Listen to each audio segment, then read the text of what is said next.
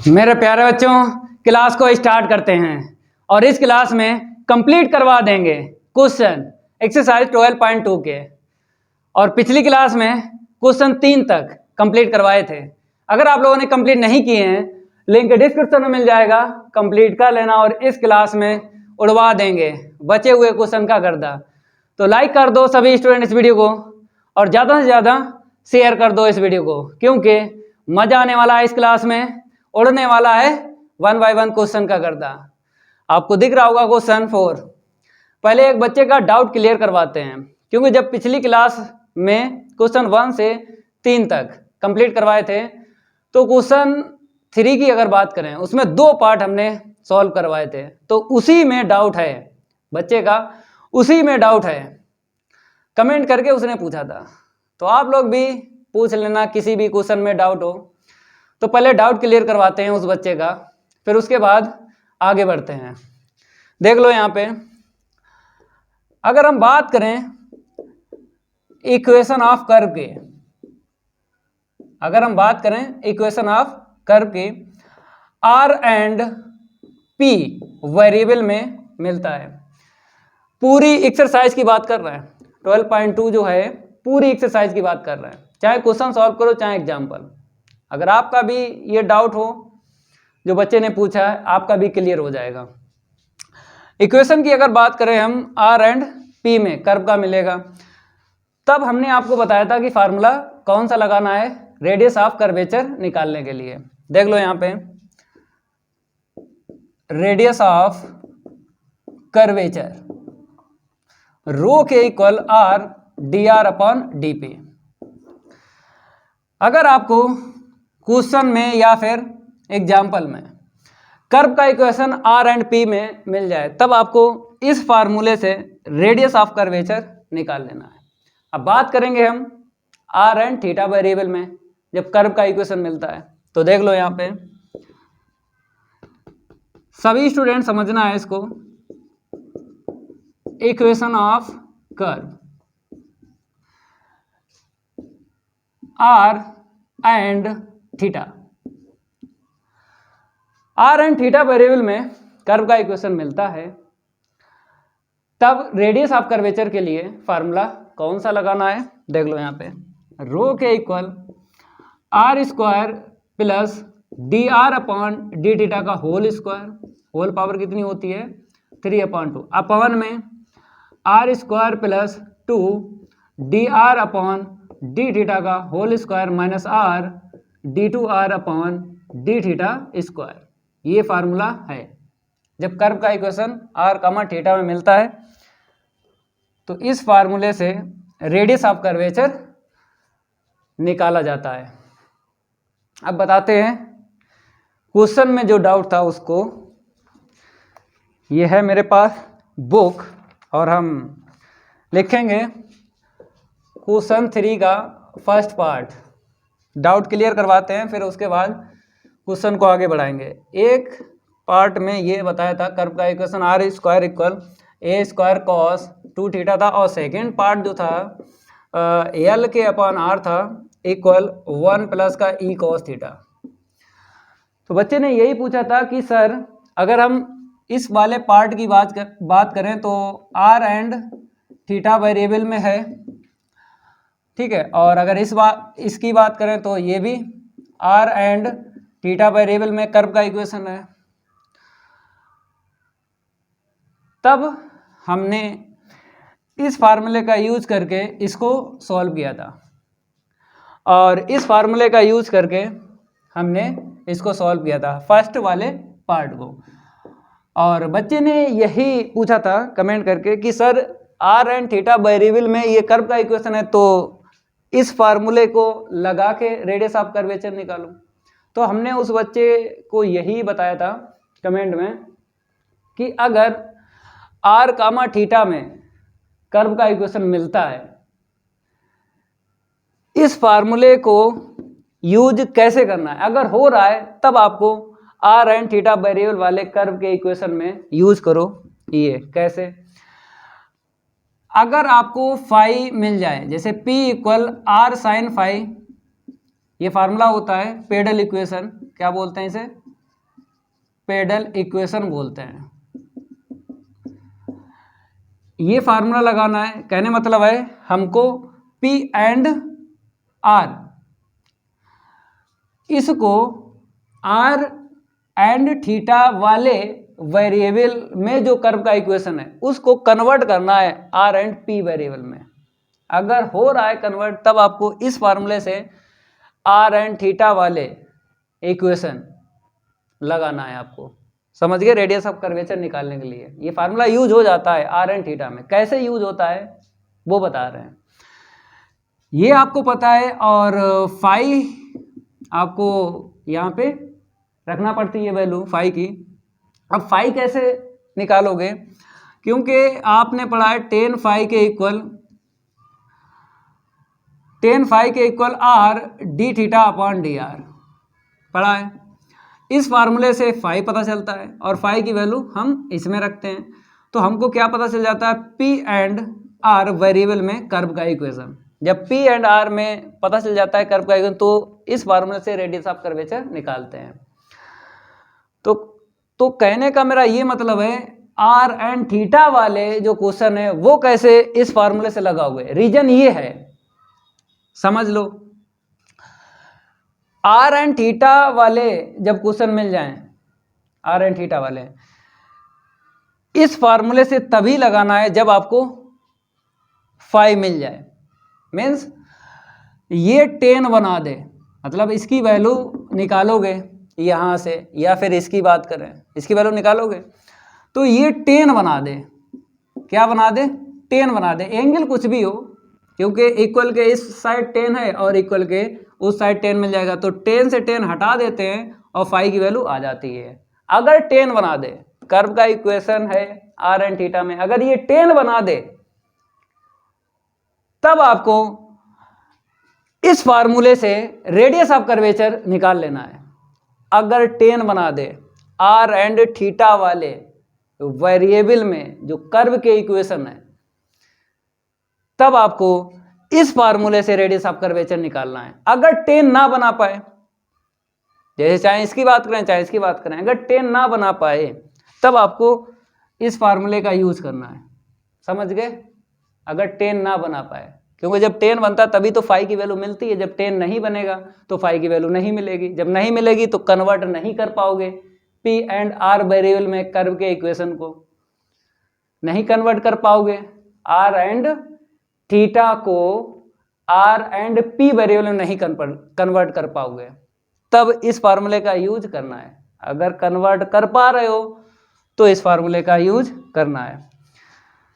तो ये डाउट था बच्चे का, समझ गए? अब बात करेंगे क्वेश्चन 4 के फर्स्ट की पार्ट। तो यहाँ पर जो बोला गया है, so that the radius of curvature of the curve r के इक्वल ए और ब्रैकेट में 1 प्लस कॉस थीटा है इज इतना, and prove that rho square के अपॉन आर इज कांस्टेंट। ये प्रूव करना है। यहाँ पर रेडियस ऑफ कर्वेचर ये आपको प्रूव करना है और ये भी प्रूव करना है रो स्क्वायर के अपॉन आर कांस्टेंट। ठीक है, 2 पार्ट यहाँ पे बताना है। अब बताइए, ये जो कर्व का इक्वेशन है मेरे पास आर एंड थीटा वेरिएबल में, तो इस फार्मूले से अगर लगाना है, अगर 10 बना पाए, ये जो कर्व का इक्वेशन है अगर ये 10 बना दे इस फार्मूले का यूज करके, तो 10 से 10 हटा देंगे, फाई आ जाएगा। फाई आ जाएगा तो ये आर एंड थीटा वेरिएबल में कर्व का इक्वेशन है, चेंज हो जाएगा आर एंड पी वेरिएबल में। जब चेंज हो जाएगा तो इस फार्मूले से रेडियस ऑफ कर्वेचर निकाल लेंगे। लेकिन आंसर तो आपको पता ही है, या तो आर में छोड़ना है, आर वेरिएबल में, या फिर पी वेरिएबल में छोड़ना है। आर एंड पी वेरिएबल में आंसर नहीं छोड़ा जाता है रेडियस ऑफ कर्वेचर का, इस एक्सरसाइज की अगर बात करें। लेकिन आंसर यहाँ पर कितना निकालना है, थीटा वेरिएबल में। ये दिख रहा है आपको, थीटा वेरिएबल में आंसर छोड़ना है, तो थीटा वेरिएबल में छोड़ना है तो ये फार्मूला आपको लगाना है, क्योंकि ये फार्मूला बताता है आंसर रेडियस ऑफ कर्वेचर का आर एंड पी वेरिएबल में, तो ये फार्मूला नहीं लगेगा इसमें। ऐसे पता करेंगे, समझ गए? तो ये डाउट था बच्चे का जो क्लियर हो गया होगा। अब इसको हम रफ करेंगे। अब सॉल्व करवाते हैं क्वेश्चन 4 का फर्स्ट। इसको हटा देते हैं थोड़ा रेविड फाइल ले लेते हैं। और हमने पिछली क्लास में आपको एक बात बताई थी मेरे प्यारे बच्चों, हमने पिछली क्लास में एक बात आपको बताई थी। क्या बताई थी? हमने यही बोला था कि पढ़ाई किसको बोलते हैं, पढ़ाई किसको बोलते हैं? एक कदम आगे का पता हो तो क्या बोलते हैं? पढ़ाई बोलते हैं। ये जो हमने बताया ये एक कदम आगे का है। अगर ये सीख गए ना जो यहाँ पे समझाया, तो 1 by 1 question and example solve हो जाएंगे, दिक्कत नहीं आएगी। ये मेरा आपसे वादा है। तो यहाँ पे लिखेंगे हम सॉल्व 4 का फर्स्ट पार्ट। सबसे पहले आपको क्या लिखना है? कर्व का इक्वेशन लिखना है। तो यहाँ पे लिखना है द गिवन कर्व आर के इक्वल लिख लो ए और 1 प्लस का कॉस थीटा। ठीक है, फार्मूला तो पता ही है आपको कौन सा लगाना है, अभी बताया था। तो वहाँ पर हमें d r upon d theta की वैल्यू की ज़रूरत है और d two r upon d theta square की ज़रूरत है। तो निकालते हैं। थीटा के विद रिस्पेक्ट टू डिफ्रेंशिएट करना है। तो differentiating with respect to theta, तो आर का हो जाएगा d r upon d theta के इक्वल, इसका तो 0 हो जाएगा, CO से स्टार्ट है, माइनस छोड़ेगा तो माइनस का ए साइन हो जाएगा, कॉस का होता साइन। ठीक है, अब d two r upon d theta square की वैल्यू निकालना है, अगेन डिफ्रेंशिएट करना है। तो यहाँ पे लिखना पड़ेगा again differentiating with respect to theta. तो डी टू आर के अपॉन में डी थीटा स्क्वायर, ठीक है, इक्वल में ए कॉस थीटा। अब फार्मूला लगाएंगे आर एंड थीटा वेरिएबल में, रेडियस ऑफ कर्वेचर का। तो यहाँ पे लिखेंगे वी नो दैट, सभी स्टूडेंट नोट करते रहो। तो रो के इक्वल होता है r square plus d r upon d theta का whole square, whole power 3/2, upon में आर स्क्वायर प्लस 2 इंटू में d r upon d theta whole square minus का r d two r upon d theta square. ठीक है, चलो भाई value रखेंगे। तो रो के इक्वल आर की वैल्यू यहाँ से, इसको इक्वेशन डाल दो फर्स्ट। ठीक है, तो स्क्वायर करके रखना, आर स्क्वायर है ना, तो ए स्क्वायर 1 प्लस का कॉस थीटा का whole square plus d r upon d theta की वैल्यू ये है, स्क्वायर करके रखेंगे तो a square sine square theta. ठीक है, और होल पावर कितनी है 3/2, अपान में देखो आर स्क्वायर है यही छाप लो, तो ए स्क्वायर 1 प्लस का कॉस थीटा का होल स्क्वायर, फिर क्या है यहाँ पे प्लस का 2 d r upon d theta की ये वैल्यू है माइनस का ए साइन थीटा, माइनस का ए साइन थीटा। अब यहाँ पे आते हैं माइनस आर की, फिर रख लो ए 1 प्लस का cos theta, a 1 plus cos theta. ठीक है, अब d two r upon d theta square की वैल्यू है माइनस का ए कॉस थीटा। यहाँ पे बता दो वाई इक्वेशन फर्स्ट का यूज किया है। ठीक है, और इनकी वैल्यू हमने रखी है। अब इसी को सॉल्व करना है, ये आंसर निकाल देना है। ठीक है, इतना नोट करो। अब इसको हम रफ करते हैं, थोड़ा रेबिट फाइल ले लेते हैं, इसको नोट करते रहो भाई। तो रो के इक्वल यहाँ से हम लिखेंगे, यहाँ पर कॉमन दिख रहा है ए स्क्वायर, यहाँ से कॉमन ले लो, तो ए स्क्वायर कॉमन ले लिया ना, अपनी पावर लेके आएगा, अपनी पावर क्या करेगा लेके आएगा भाई। तो होल पावर यहाँ पे आपको दिख रहा है 3/2। ठीक है, अब देखो ब्रैकेट में कितना मिला हमको, दिख रहा है 1 प्लस कॉस थीटा का होल स्क्वायर, तो ए प्लस बी का होल स्क्वायर यूज कर लेंगे यहाँ पे, तो a square plus v square plus का 2ab। ठीक है, अब यहाँ पे देखो प्लस का साइन स्क्वायर थीटा है। ठीक है, होल पावर 3/2, अपान में देख लो, अपान में कुछ कॉमन मिला, ए का ए में इंटू करो ए स्क्वायर, यहाँ पर ए स्क्वायर है। ठीक है, लेकिन यहाँ पर होल स्क्वायर तो लगा लो भाई, होल स्क्वायर, क्योंकि ए स्क्वायर यहाँ से और यहाँ से कॉमन मिल रहा है, तो हम क्या करेंगे कॉमन ले लेंगे। तो ए स्क्वायर हमने कॉमन ले लिया। ठीक है, अब देखो यहाँ पर 1 प्लस कॉस थीटा का होल स्क्वायर ओपन कर लो, a square plus b square plus 2ab, ठीक है। अब यहाँ पे आते हैं,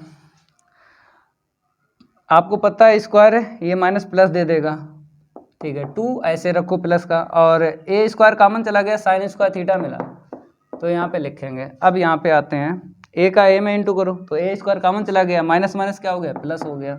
अब कॉस थीटा का कॉस थीटा में इंटू करेंगे, पहले 1 में कर लो, तो 1 में करेंगे कॉस थीटा मिलेगा, फिर इसका इसमें करेंगे प्लस का कॉस स्क्वायर थीटा मिला, ठीक है। ब्रैकेट लगा लो यहाँ पे। अब यहाँ पे 1 पावर है इसकी 3/2 है, तो 3/2 में 1 को माइनस करेंगे, 1/2 मिलेगा, तो 1/2 को क्या बोलेंगे, रूट बोलेंगे, ठीक है। अब देखो sign square theta plus cos square theta क्या हुआ, 1 हुआ, और 1 पहले से कितना हो गया, 2 हो गया ना, 3/2, ठीक है। अपान में देखो ये तो ऊपर चला गया, ठीक है। अब यहाँ देखो 1 और साइन और स्क्वायर मिल जाए, तो कॉस स्क्वायर और कॉस स्क्वायर कितना हो गया, 2 कॉस स्क्वायर, और यहाँ पे 2 साइन स्क्वायर है, 2 कॉमन ले लो, तो sign square theta plus cos square theta क्या बनेगा, 1 बनेगा, तो 2 मिल जाएगा। और 1 यहाँ पे पहले से 2 मिल जाएगा, इसे मिला के 2 कॉस थीटा, और कॉस थीटा कितना हुआ, 3 कॉस थीटा हो गया, और होल पावर यहाँ पे 1 है, ऐसे रखो, ठीक है। अब इसको हम रफ करते हैं। अब यहाँ से देखो रो के इक्वल ए मिला, 2 कॉमन ले लो, तो कॉमन ले लिया ना, पावर लेके आएगा 3/2, तो 1 प्लस का कॉस थीटा अपान में, यहाँ से 3 मिल जाएगा कॉमन, क्योंकि ये 3 दे देगा, यहाँ से 3 है, 1 प्लस का कॉस थीटा, और इसकी होल पावर कितनी है, 3/2 रख लो। अब 1 जो है यहाँ पे माइनस कर लो, जैसे यहाँ पे आपने होल पावर 1 में से ये 3/2 में से 1 माइनस किया था, तो रूट मिल गया, ऐसे ही यहाँ पे 1 यहाँ पे माइनस कर लो, तो रूट आ जाएगा, ठीक है। तो रो के इक्वल 2√2a, और यहाँ पर क्या आएगा, 1 प्लस का कॉस थीटा, और अपान में 3। अब मेरे प्यारे बच्चों यहाँ पर हमें एंगल θ/2 लाना है, तो ये कैलकुलेशन आपको पता ही है। देखो ये कैलकुलेशन 100% काम करती है, कैलकुलेशन क्या करती है, 100% काम करती है। तो यहाँ पे प्लस है तो उसके लिए सीख लेना, और माइनस के लिए भी बताते हैं। जैसे 1 प्लस का cos 2 थीटा मिल जाए, या फिर 1 माइनस का cos 2 थीटा मिल जाए। 1 को कैंसिल करने के लिए cos 2 थीटा का फार्मूला लगाना है, यहाँ पर भी, लेकिन ये बताएगा प्लस और माइनस। प्लस ये बताएगा कि cos 2 थीटा फार्मूला cos में लगाना है। देखो कैसे, 1 प्लस का 2 cos स्क्वायर थीटा माइनस 1, ये कट गया, देखो 1 से 1 कैंसिल हो गया। अब ये माइनस बताएगा कि cos 2 थीटा फार्मूला साइन में लगाना है, तो 1 से 1 कैंसिल हो गया। ये कैलकुलेशन पिछली कई क्लास में हम बताते आए हैं, हमने यही बोला है, चाहे आप 10th में पढ़ रहे हो, चाहे 11th में पढ़ रहे हो, चाहे आप 12th में पढ़ रहे हो, चाहे बीएससी में पढ़ रहे हो, चाहे इंटर में पढ़ रहे हो कुछ, और अगर एमएससी की बात करें या फिर कंपटीशन की बात करें, हर जगह ये काम करती है। ये कैलकुलेशन क्या करती है, हर जगह काम करती है भाई, तो यहाँ पर भी काम करेगी। तो देखो यहाँ पे रो के इक्वल 2√2 इंटू में ए। अब आपको पता है प्लस है तो कॉस का फार्मूला यहाँ पर एंगल का हाफ होता है, देख लो 2 थीटा है, थीटा में कन्वर्ट हुआ, यहाँ पे थीटा है तो θ/2 में ये कन्वर्ट होगा, ये और आपको समझना है। और अपान में 3, 1 से 1 कैंसिल हो गया। अब देखो रो के इक्वल यहाँ से सॉल्व करेंगे, यहाँ पे √2 कॉस बाहर आ जाएगा, ठीक है।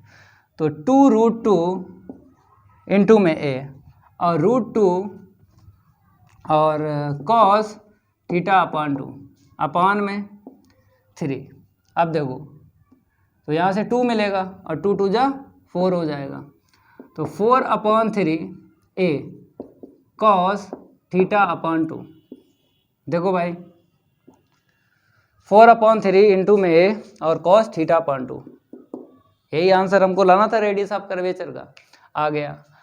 अब यहाँ पे बोला है इसको कांस्टेंट बताना है, तो यहाँ पे पावर 2 दिख रही है, यही आपको लेना है, इसको ना लो, इसको ले लो, क्योंकि अगर इसको ले लिया तो यहाँ पे कॉस थीटा अपॉन 2 है और हमें आर लाना है, आर लाना है, तो यहाँ से आपको लेना है, यहाँ से, क्योंकि 1 प्लस कॉस थीटा है ना, तो 1 प्लस कॉस थीटा की वैल्यू रख लेंगे इक्वेशन फर्स्ट से, यही तो इक्वेशन फर्स्ट डाला था, यहाँ से रख लेंगे तो आर मिल जाएगा। अगर आप यहाँ से आगे सॉल्व करोगे तो यहाँ पे थीटा अपॉन 2 है तो वैल्यू नहीं रख पाओगे यहाँ से, तब आपको क्या करना पड़ेगा, 1 प्लस है ना, 1 को कैंसिल करने के लिए ये फार्मूला लगाना है, ये वाला, तब यहाँ पे थीटा अपॉन 2 आ पाएगा।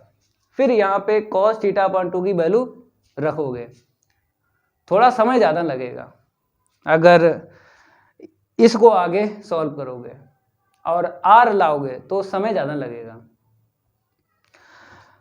यहाँ से आपको पकड़ना ही है, यहाँ से पकड़ना, इसे इक्वेशन डाल दो 2, यहाँ से पकड़ो, डायरेक्ट वैल्यू रख जाएगी इक्वेशन फर्स्ट से, तो कोई दिक्कत नहीं आएगी, समझ गए।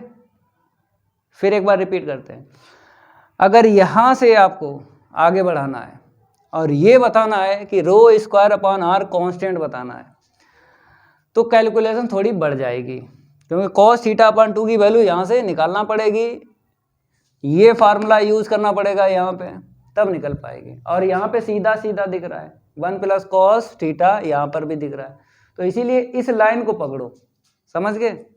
लगेगा दोनों से, चाहे इसको आगे बढ़ाओ या फिर इसको लेके आगे बढ़ाओ, दोनों से लगेगा, रो स्क्वायर के अपॉन आर कांस्टेंट दोनों से हो जाएगा। लेकिन हम इसको लेंगे, इक्वेशन सेकंड हमने डाल दी है, आप लोग भी डाल लो। इसको रफ करते हैं, इसको क्या करते हैं, रफ करते हैं। अब यहाँ पे लिखना है फ्रॉम इक्वेशन सेकंड, तो रो के इक्वल 2√2 इंटू में ए और 1 प्लस का कॉस थीटा अपान में 3, ठीक है। तो रो के इक्वल, अब आपको वैल्यू रखना है, पहले इसकी रखो, तो आर अपान ए क्या आ जाएगा, आर अपान ए, यहाँ पे रूट है, रूट, और यहाँ पे बता दो वाई इक्वेशन को फर्स्ट से वैल्यू रखी है, ठीक है, वाई इक्वेशन फर्स्ट से वैल्यू रखी है। अब देखो नेक्स्ट लाइन, हम क्या करेंगे, स्क्वायरिंग बोथ साइड कर देते हैं, क्योंकि हमें स्क्वायर लाना है रो पे, स्क्वायरिंग बोथ साइड। तो रो स्क्वायर के इक्वल ये कितना हो जाएगा, 4 2 जा 8 और ए स्क्वायर अपान में 9 और यहाँ पे आर अपान ए, ये कट जाएगा। अब आर इसके नीचे लिख लो, तो रो स्क्वायर के अपान आर के इक्वल 8 अपान 9a, और ये क्या दिख रहा है, कांस्टेंट दिख रहा है, और हमको क्या लाना है, कांस्टेंट ही लाना है। तो लिख दो भाई कांस्टेंट है ये, इसको रफ करते हैं, एक लाइन लिखेंगे, रो स्क्वायर के upon R equal constant, note कर लो भाई, ये कांस्टेंट आ गया, ये कंप्लीट हुआ। और ये आया हुआ भी है, अवध यूनिवर्सिटी में 2003 में पूछा गया था, और रोहिलखंड यूनिवर्सिटी में 2010 में पूछा गया था, 2019 में पूछा गया था, और गोरखपुर यूनिवर्सिटी में 2009 में ये पूछा गया था। तो भाई प्रैक्टिस करना है, आए हुए क्वेश्चन की प्रैक्टिस करना ही करना है, चाहे आपकी यूनिवर्सिटी कोई सी हो, क्योंकि इधर उधर की यूनिवर्सिटी से क्वेश्चन आ जाते हैं, इसलिए बता रहे हैं भाई, तैयार करना ही करना है। अब सेकंड पार्ट की बात करेंगे, तो सेकंड पार्ट पढ़ लेते हैं।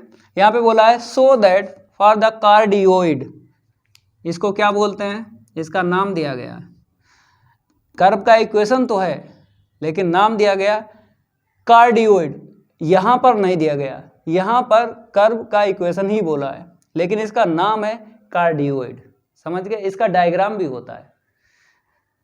नेक्स्ट क्वेश्चन होगा कौन सा, ये वाला जब सॉल्व करवाएंगे, देखो कार्डियोइड है, यहाँ पे डायग्राम की जरूरत पड़ेगी, ठीक है।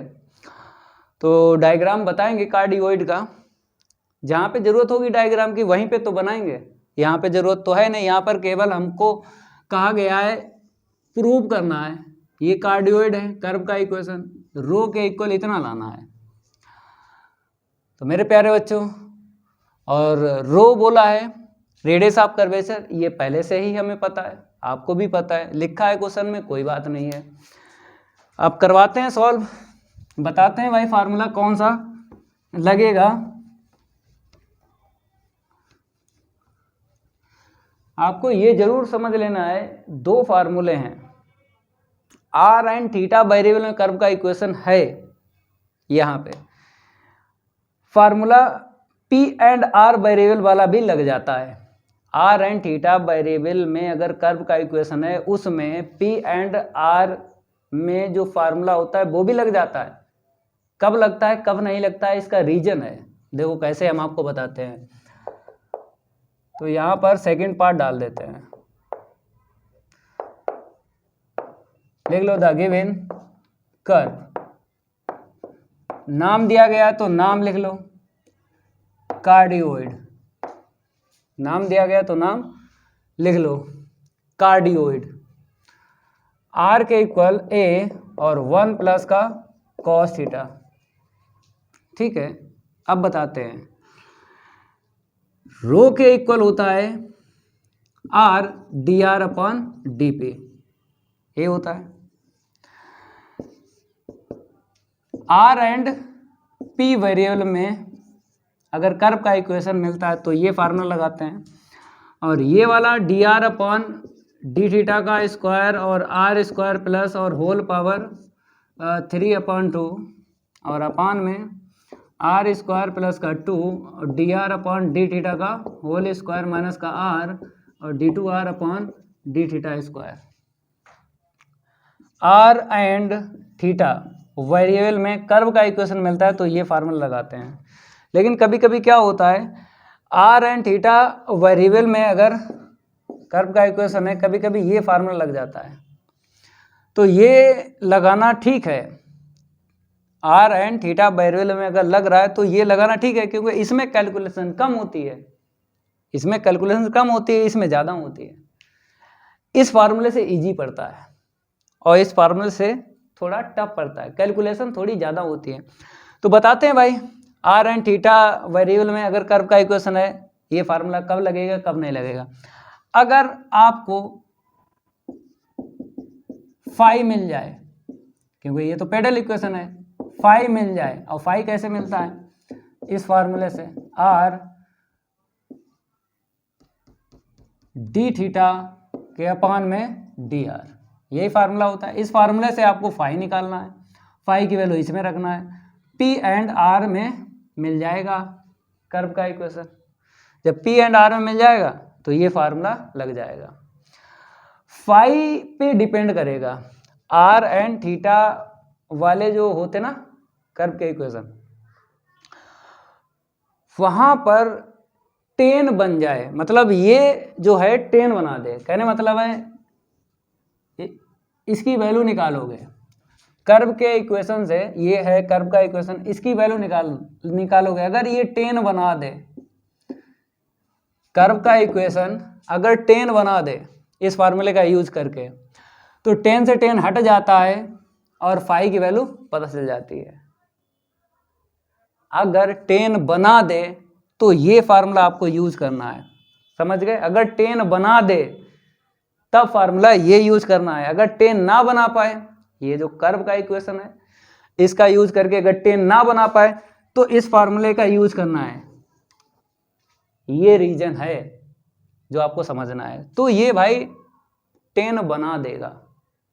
देखो बताते हैं, आपको इसकी वैल्यू निकालना है। तो आपको हमने बताया था ये 11.2 की कहानी है, ये हमने बताया था 11.2 में बताया था। और 11.1 से बेसिक स्टार्ट हुआ था, फिर इसका बेसिक पढ़ने के बाद इसे आपने सीखा था इसमें, तो चैप्टर 11 का यूज़ है।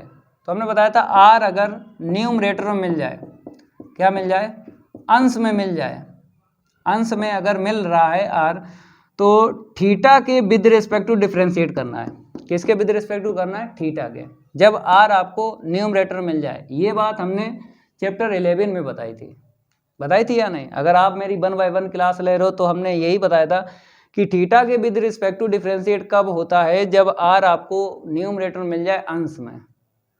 अगर नहीं मिला तब आपको आर के विद रिस्पेक्ट टू करना है। मतलब इसकी वैल्यू निकालने के लिए या तो थीटा के विद रिस्पेक्ट टू डिफ्रेंशिएट होता है या आर के। तो पहचानना कैसे, पहचानना यही है, अगर आर न्यूमरेटर में अंश में मिल जाए तो थीटा के विद रिस्पेक्ट टू करना है, अगर ना मिले आर न्यूमरेटर में तो आर के विद रिस्पेक्ट टू करना है। वैल्यू दोनों से निकलती है, इसके रीजन होता है, वही आपको समझना है। तो ठीक है, यहाँ पे आर हमको क्या मिल गया, न्यूमरेटर मिल गया, तो थीटा के विद रिस्पेक्ट टू डिफ्रेंशिएट होगा। अब इसको हटाते हैं, ये तो बस रूल है जो हम आपको बता रहे हैं कैसे क्वेश्चन में यूज होंगे। तो देखो भाई, यहाँ पे डिफ्रेंशिएट कर रहे हैं, differentiating with respect to theta के, d r upon d theta के इक्वल क्या आएगा, माइनस का ए साइन थीटा। ठीक है, अब क्या करेंगे हम, डी थीटा ऊपर लेके जाएंगे, डी आर नीचे लाएंगे, तो अपान में आ जाएगा, क्योंकि हमें पता है ना tan फाई के equal r D theta upon d are. पहले इसकी वैल्यू निकालो, फिर आर का इंटू कर देंगे, तो डी थीटा ऊपर है तो इसीलिए हमने रेसिप्रोकल किया है। अब आर का इंटू कर लो, अब आर का क्या कर लो, इंटू कर लो, हमने इंटू कर लिया, तो ये बन गया tan फाई बन गया। अब इस साइड मतलब इक्वल के उस साइड tan बन जाए, तो फाई की वैल्यू जैसे ही मिल जाएगी तुरंत p equal r sine phi लगा देंगे, p एंड r में कन्वर्ट हो जाएगा, ये r एंड थीटा में जो कर्व का इक्वेशन है जब चेंज हो जाएगा तो p एंड r में रेडियस ऑफ कर्वेचर के लिए जो फार्मूला बताया था उसे लगा लेना है। तो r की वैल्यू रख लो यहाँ से, a 1 प्लस का cos थीटा, ठीक है, इक्वेशन 5 डाल दो इसको, तो माइनस का a साइन थीटा, ये कट गया ना। और यहाँ पे बता दो y इक्वेशन फर्स्ट का यूज हुआ है, तो फाई के इक्वल, अब आपको पता है ये कैलकुलेशन फिर मिली है, 100% काम करती है। तो देखो भाई, ये माइनस यहाँ पे लगा लो ये वाला। अब देखो कैलकुलेशन, जैसे 1 प्लस, आपको पता है कि अगर प्लस है तो कॉस का फार्मूला कॉस में ही लगाते हैं, cos 2 थीटा का फार्मूला कॉस में लगाते हैं, लगा लिया, एंगल का हाफ हो गया। अब ये कॉस बोलेगा, कॉस किससे बोलेगा, साइन से, ये बोलता है भाई, कॉस किससे बोलता है, साइन से। हम क्या करें भाई, बोलता है तो बोलता है, इसमें हम क्या कर सकते हैं। तो क्या बोलेगा, क्या कहेगा, समझो, ये कॉस बोलेगा साइन से, अगर मेरा एंगल हाफ हुआ है, कॉस ने साइन से क्या बोला, अगर मेरा एंगल हाफ हुआ है, थीटा अपॉन 2 हुआ, अगर मेरा एंगल हाफ हुआ है तो तुम भी करो। ये कॉस बोलेगा साइन से, अगर मेरा एंगल हाफ हुआ है तो तुम भी करो। तो भाई ये साइन कहना मानेगा कॉस का, तो भाई इसका भी एंगल हाफ करो, क्योंकि कॉस का यहाँ पे हाफ हो चुका है, इसका और करना है। तो इसका फार्मूला होता है 2 साइन थीटा अपॉन 2 इंटू में कॉस थीटा अपॉन 2। ठीक है, अब देखो थोड़ा सा यहाँ पे बताते हैं, फाई के इक्वल 1 से 1 काट लो, तो 2 कॉस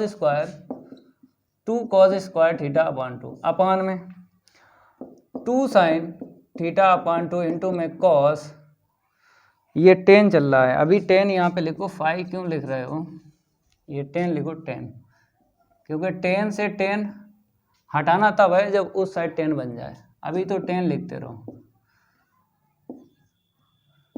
तो 10 फाई के इक्वल, ये कट गया, 1 पावर चली गई ना, ठीक है, तो कॉस अपान साइन क्या हुआ, कॉट हो गया। अब देखो 10 बना हुआ है, 10 बन जाएगा ना, ये माइनस का प्लस भी करना है, तो 90 प्लस लेना है, क्या लेना है, 90 प्लस। अगर ये माइनस ना होता, केवल कोड को 10 बनाना होता, तो यहाँ पे ये लेना पड़ता माइनस, और इसको हटाने के लिए आपको प्लस लेना पड़ेगा। अब 10 से 10 चला गया ना, तो π/2 प्लस का θ/2। ठीक है, अब फार्मूला लगा लो, P = r/sin⁵ होता है।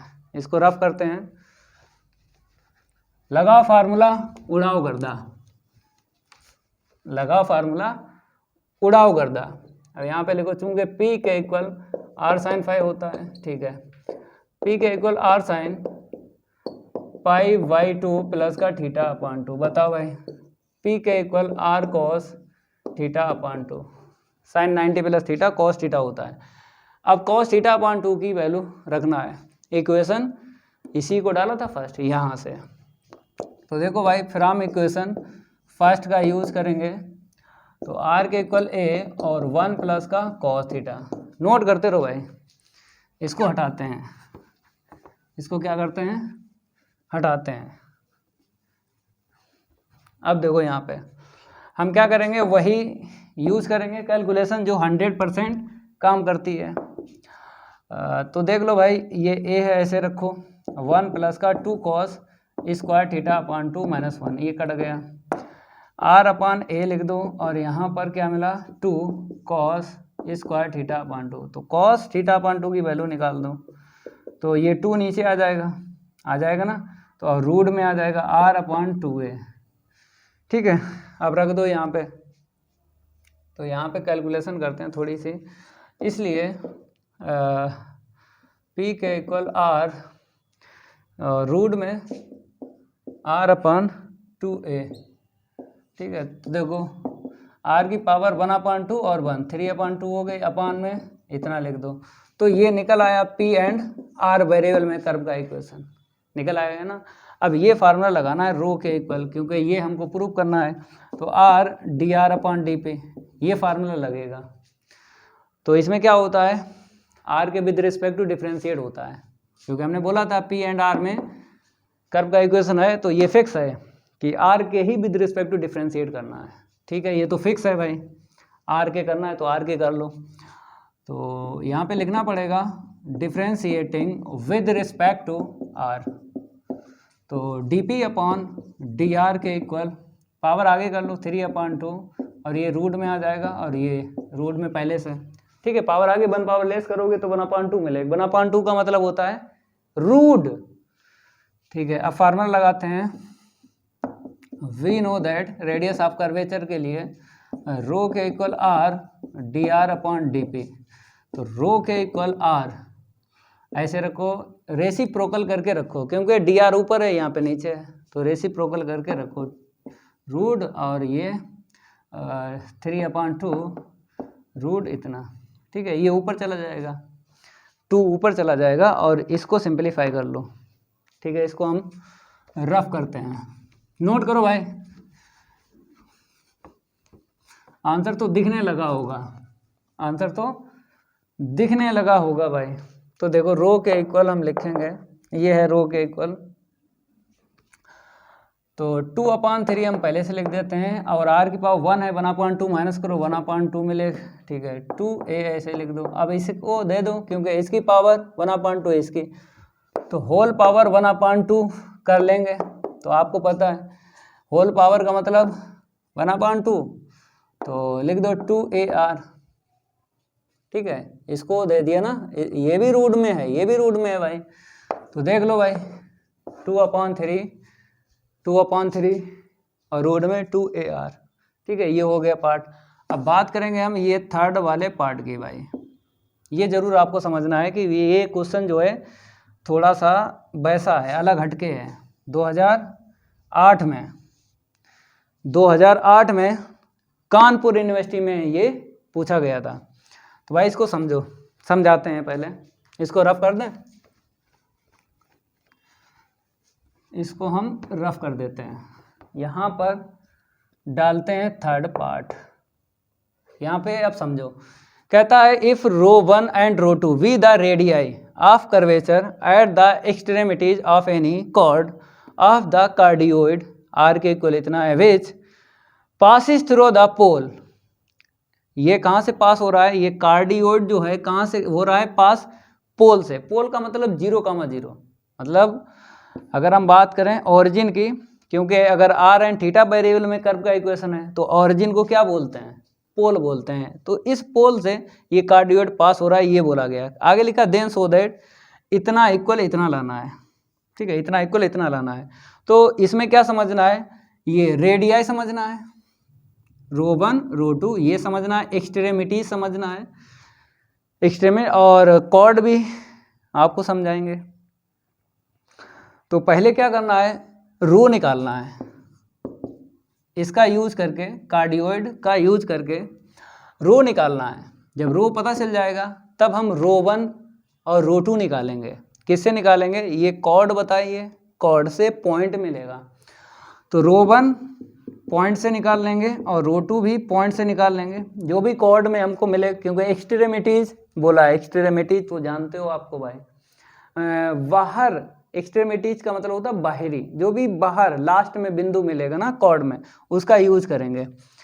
तो रो आप निकाल चुके हो, मतलब अगर देखा जाए ये भी सेम है और ये वाला भी सेम है, ठीक है। तो हम क्या करेंगे, होमवर्क डालेंगे, आप लोग कर लेना, इसी को छापना है, कहाँ तक छापना है वहाँ तक बता देंगे, फिर उसके आगे का काम होगा इसमें। देखो कैसे है, इसको रफ कर दें। तो आपको क्या करना है, डायग्राम बनाना है। तो डायग्राम बना लो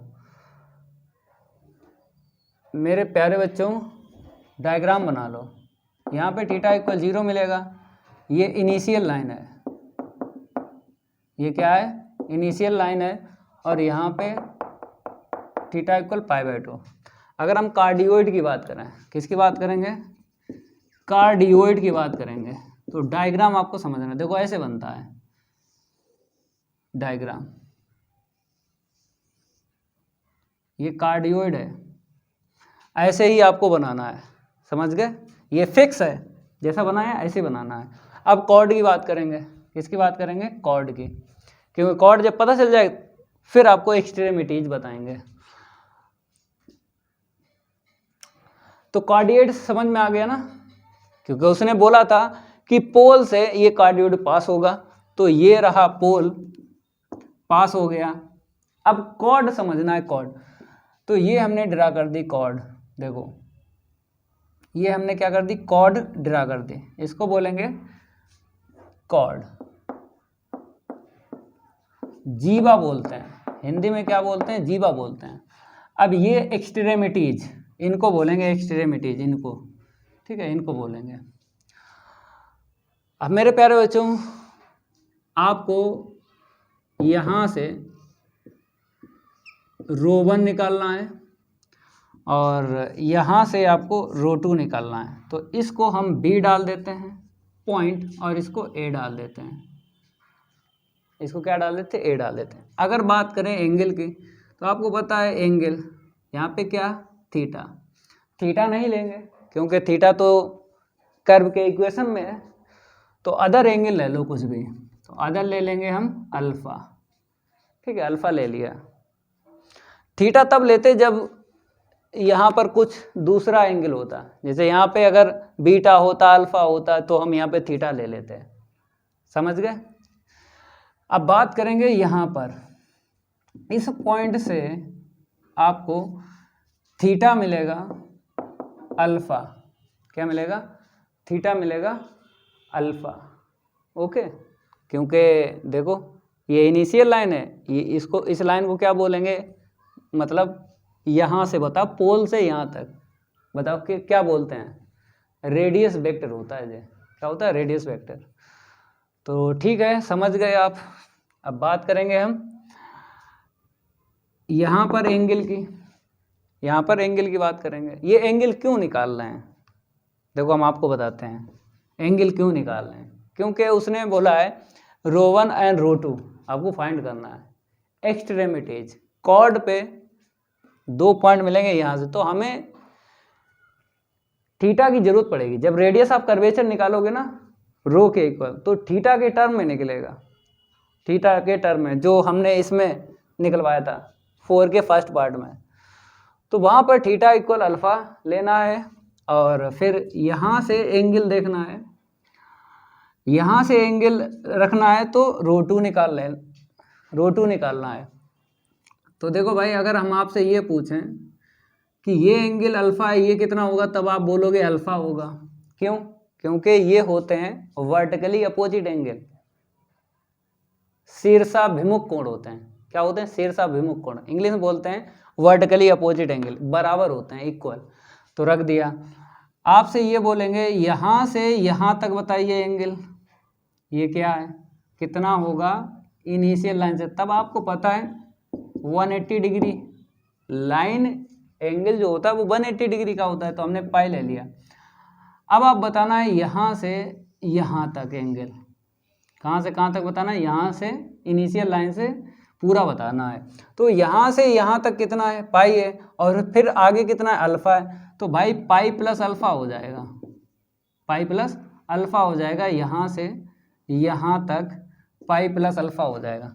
तो भाई थीटा की अगर बात करें, पाई प्लस अल्फा हो गया, पाई प्लस अल्फा हो गया, ठीक है ना। द गिवन कर्व आपको लिखना है, इतना डायग्राम में काम है, इतना कर लो। द गिवन कर्व लिखना है, तो हम लिखेंगे यहाँ द गिवन कर्व। कर्व का नाम दिया गया तो लिख लो, कर्व का नाम क्या है, कार्डियोइड है, हमने लिखा कार्डियोइड। आर के इक्वल देख के लिख लो ए और 1 प्लस का cos theta, 1 plus cos theta. हम क्या करेंगे, होमवर्क डालते हैं। क्या डालते हैं? होमवर्क। मतलब इसके आगे कहाँ तक आपको लेके जाना है, यहाँ से देख लेना सॉल्व इसका। तो हम यहाँ पे डायरेक्ट लिखते हैं रो के इक्वल 2√2 ए और 1 प्लस का कॉस थीटा अपान में 3। यहाँ तक आपको लेके जाना है, मतलब इसके आगे जो भी सॉल्व करोगे यहाँ तक, तो वो आप इस पार्ट से कर लेना, देख के यहाँ तक कर लेना। अब इसके आगे अब इस डायग्राम का यूज होगा, समझ गए। ये तो अपने आप करना भाई, आर के इक्वल दिया गया, आराम से सॉल्व करना, रेडियस ऑफ कर्वेचर निकाल लेना। इतना तो कर ही सकते हो, क्योंकि क्वेश्चन 4 का फर्स्ट पार्ट हमने बताया था, इक्वेशन 2, मतलब इसे इक्वेशन 2 डाला था ना, इक्वेशन 2 तक आपको करना है काम, ठीक है। 4 का जो फर्स्ट था इक्वेशन 2 तक लेके जाना है, फिर इसके आगे आपको समझना है। अब इसको रफ कर दें। यहाँ पर बोला गया है रो1 स्क्वायर रो2 स्क्वायर, तो रो स्क्वायर कर लो, स्क्वायरिंग बोथ साइड कर लें, रो स्क्वायर तो कितना मिल जाएगा, 2 2 जा 4, 4 2 जा 8, 8 अपॉन 9 हो जाएगा, 8 अपॉन कितना हो जाएगा 9, ठीक है। और यहाँ पर 1 प्लस का कॉस थीटा हो जाएगा, और यहाँ पे स्क्वायर कर लो, इसे हटा दो, वहाँ पर स्क्वायर दे दो, रो स्क्वायर निकल गया। अब बात करेंगे हम एट पॉइंट ए की, ठीक है, एट पॉइंट ए की। तो रो1 कब होगा, थीटा इक्वल अल्फा होगा, थीटा इक्वल अल्फा रख दो यहाँ पे। तो रो1 स्क्वायर के इक्वल, थोड़ा नीचे से लिखते हैं, यहाँ पे डायग्राम है भाई, लिख नहीं पा रहा है, यहाँ से लिखो एट ए पे जो थीटा है वो अल्फा बताया है, ठीक है। रो1 स्क्वायर के इक्वल यहाँ पे 8 अपॉन 9 और ए स्क्वायर और कर लो, जब स्क्वायर किया ना तो यहाँ पे स्क्वायर आएगा, तो ए स्क्वायर और 1 प्लस का कॉस थीटा। भाई स्क्वायरिंग बोथ साइड की तो ए स्क्वायर तो आएगा ना। थीटा कितना बताया है, अल्फा बताया है, ओके। अब हम बात करेंगे किसकी, इस पॉइंट की, बी पॉइंट से काम करेंगे। इसे इक्वेशन डाल लो, अभी इक्वेशन तो डाला नहीं है, अगर आप इक्वेशन डालोगे तो इसको डालोगे फर्स्ट, अगर नहीं डाला तो इसको हम डाल लेते हैं 1, वो तो अपना सॉल्व करना आप लोग यहाँ तक। अगर इक्वेशन डाला है तब आप इसको इक्वेशन 2 डालना, और नेक्स्ट जो रो 2 का स्क्वायर बनाएंगे उसे इक्वेशन थर्ड डालना, समझ गए। लेकिन हमने यहाँ पे डायरेक्ट रो का हमने यूज किया है, तो इक्वेशन फर्स्ट डाला है। अब बात करेंगे हम इसकी, इस पॉइंट की। चलो भाई इतना नोट करो, इसको हटाते हैं। एट बी पे थीटा क्या हो जाएगा, ये हो जाएगा पाई प्लस अल्फा, ठीक है। तो रो 2 हो जाएगा, यहाँ पे रो 2 है ना, ठीक है। 8/9 ए स्क्वायर ब्रैकेट में क्या लिखूँ, 1 plus cos pi plus alpha, ठीक है। अब डायग्राम का यूज नहीं होगा, अब इस डायग्राम को हटा देते हैं।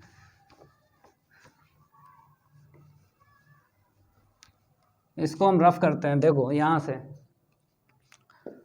रो 2 का स्क्वायर इक्वल 8/9 ए स्क्वायर, ये क्या देगा, कॉस 180 प्लस थीटा।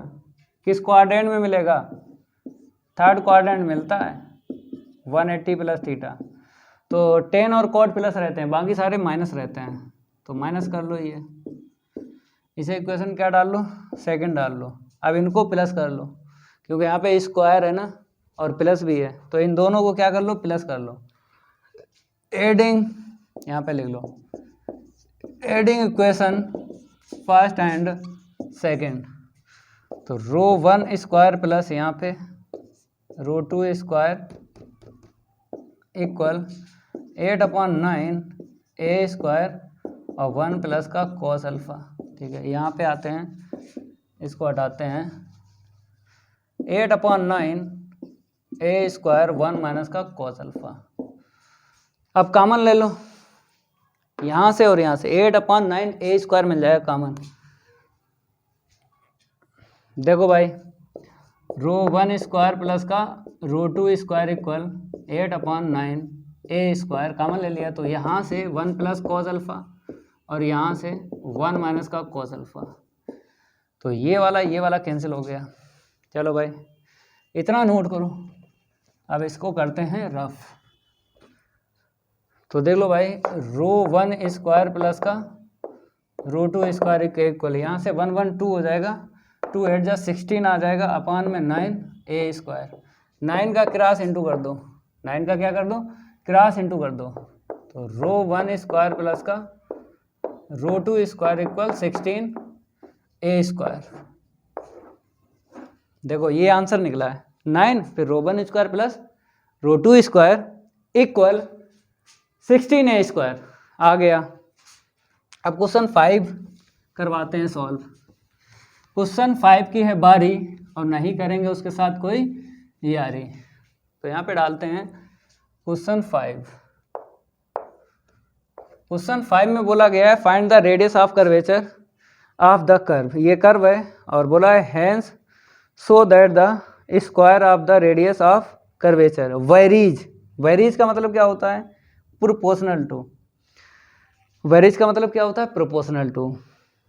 तो किस में करना है, ये रेडियस ऑफ कर्वेचर दिख रहा है, ये radius of curvature, rho square करना है, स्क्वायर भी लिखा है, rho square proportional to cube of the focal distance. तो फोकल डिस्टेंस जो होगी ना उसका क्यूब होना चाहिए, रो के square proportional to focal distance की होल पावर 3। ये आपको प्रूव करना है, लेकिन उससे पहले क्या करना है, find the radius of curvature. Radius of curvature आपको फाइंड करना है पहले।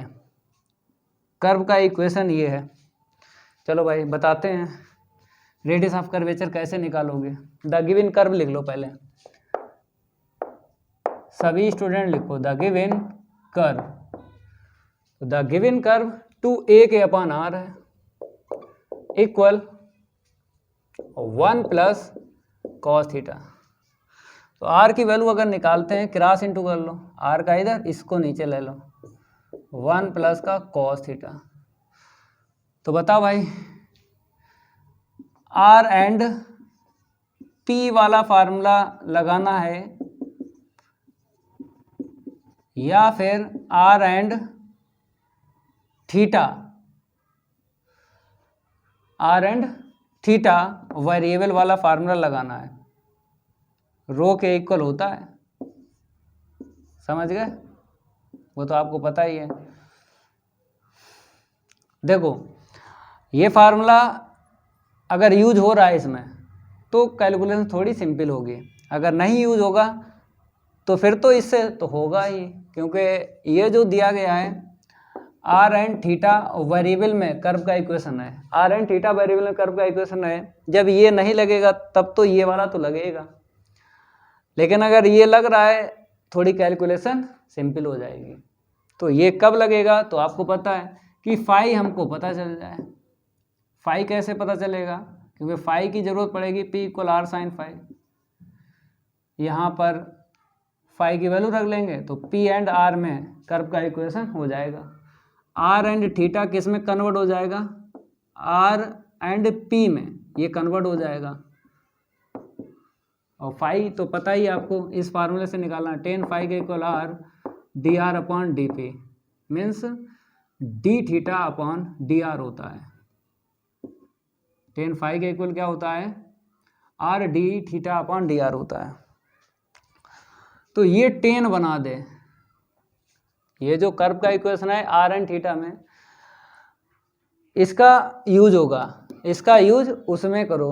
अगर ये टेन बना दे, अगर ये क्या बना दे, टेन बना दे, तो टेन से टेन हट जाएगा, फाई की वैल्यू आ जाएगी। तो देखो भाई टेन बना दे तो ठीक है, ना बना पाए तो ये लगाना, आर एंड थीटा में जो फार्मूला बताया था।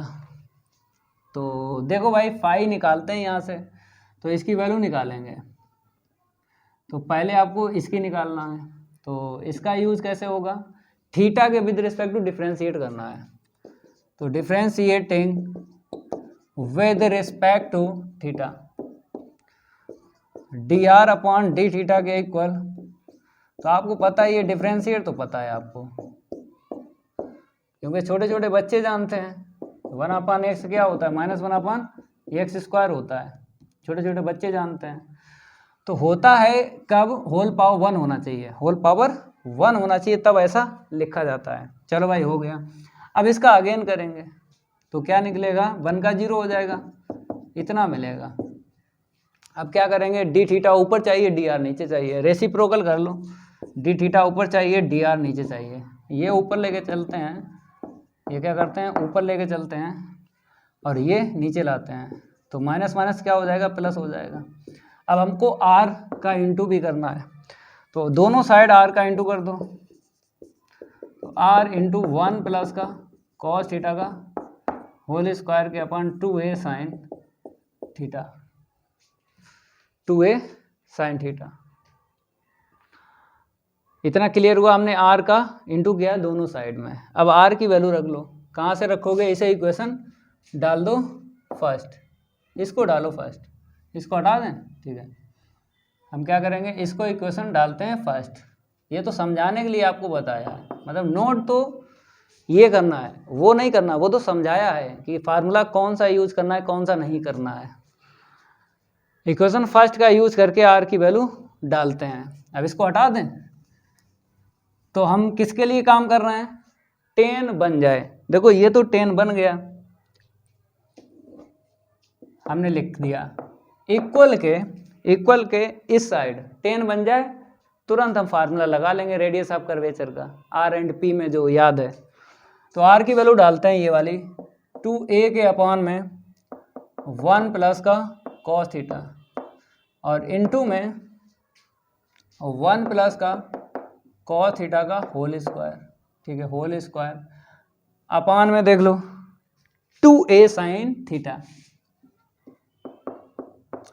ये पावर इससे कैंसिल होगी, 2a से 2a कैंसिल हो गया, तो टेन फाई के इक्वल ऊपर आया 1 प्लस का कॉस थीटा के अपॉन में साइन थीटा। अब आपको पता है ये कैलकुलेशन 100% काम करती है, प्लस है 1 को कैंसिल कर लो। देखो बताओ भाई, अगर प्लस है तो कॉस 2 थीटा फार्मूला कॉस में लगाना है, तो 2 कॉस स्क्वायर थीटा अपॉन 2 - 1, ठीक है। कॉस का एंगल हाफ करना है, ये थीटा है, थीटा अपॉन 2 कर लो, तो कॉस बोलेगा, ये कॉस साइन से बोलेगा।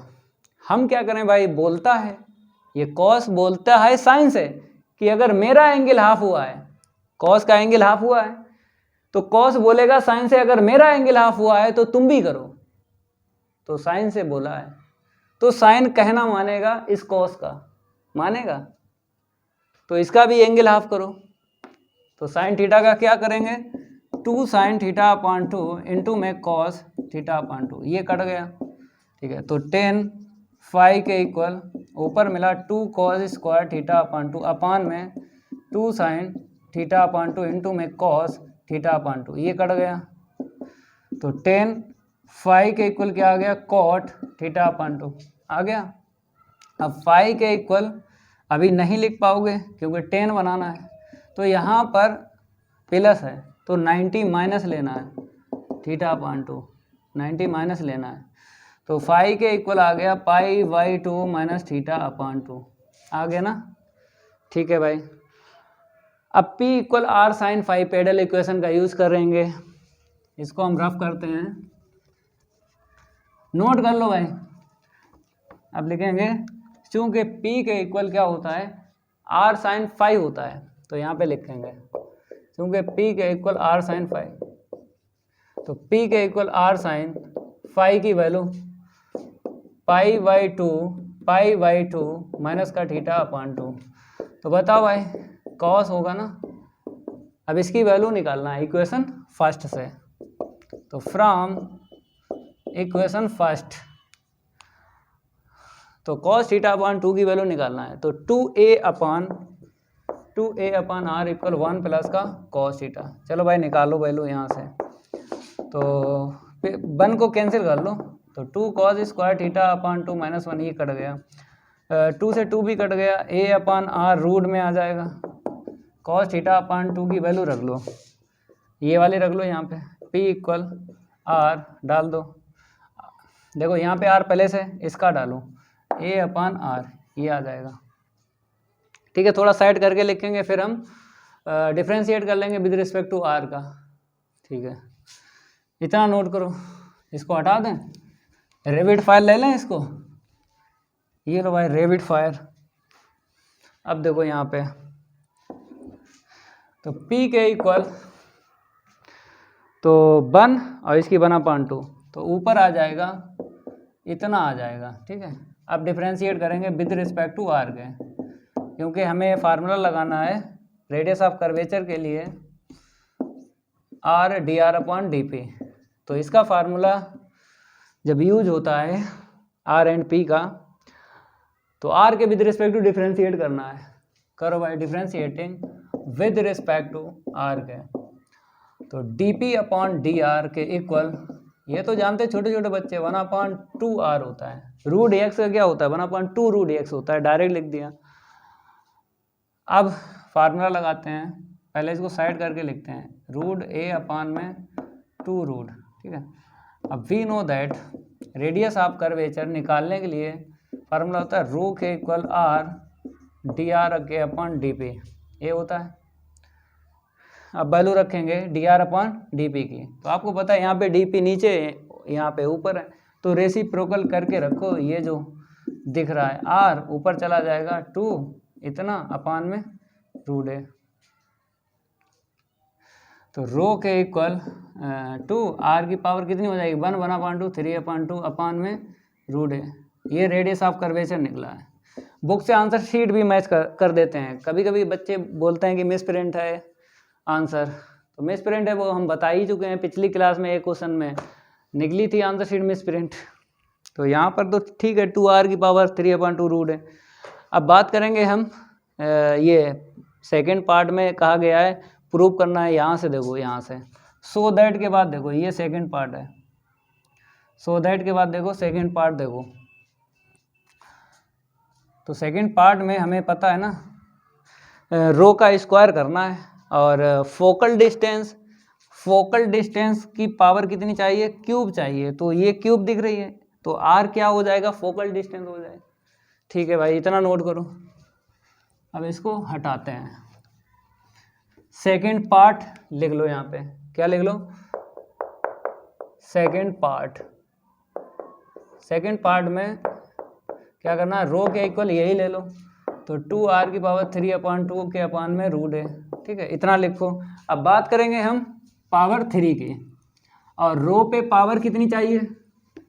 रो पे पावर चाहिए 2, क्योंकि यहाँ पे क्या लिखा है, स्क्वायर लिखा ना, स्क्वायर लिखा, पावर 2 चाहिए रो पे, तो स्क्वायरिंग बोथ साइड कर लो। ये 4 हो गया, इसका रूट हट गया, यहाँ पे पावर 2 कैंसिल हो गई, स्क्वायरिंग बोथ साइड की ना, तो पावर में पावर का इनटू होगा, देख लो, r की पावर 3/2, स्क्वायरिंग बोथ साइड से ये कट गया तो पावर 3 आ गई, ये 2 का 4 हो गया, इसका रूट हट गया।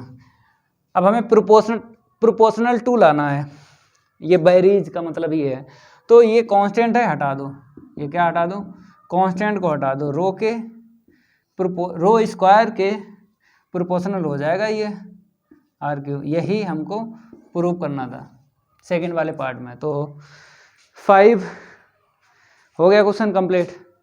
अब आगे के क्वेश्चन सॉल्व करवाते हैं, पहले लिखेंगे ना, उसके बाद सॉल्व करवाएंगे। चलो भाई, अब क्वेश्चन 6 को सॉल्व करवाते हैं। यहाँ पे लिखा है find the radius of curvature at any point r, theta on the curve theta के इक्वल इतना है, और ये बहुत ज़्यादा पूछा गया है, लाइन लगी है भाई, तो प्रैक्टिस करना ही करना है। करवाते हैं सॉल्व, यहाँ पे लिख लो क्वेश्चन 6 का सॉल्व। लाइक करते रहो, दबा दबा के लाइक ठोको भाई। द गिवन कर्व आपको लिखना है सबसे पहले, द गिवन कर्व, सभी स्टूडेंट लिख लो, थीटा के equal r square minus a square के अपॉन a, ठीक है, और माइनस क्या है, कॉस इनवर्स a के upon r।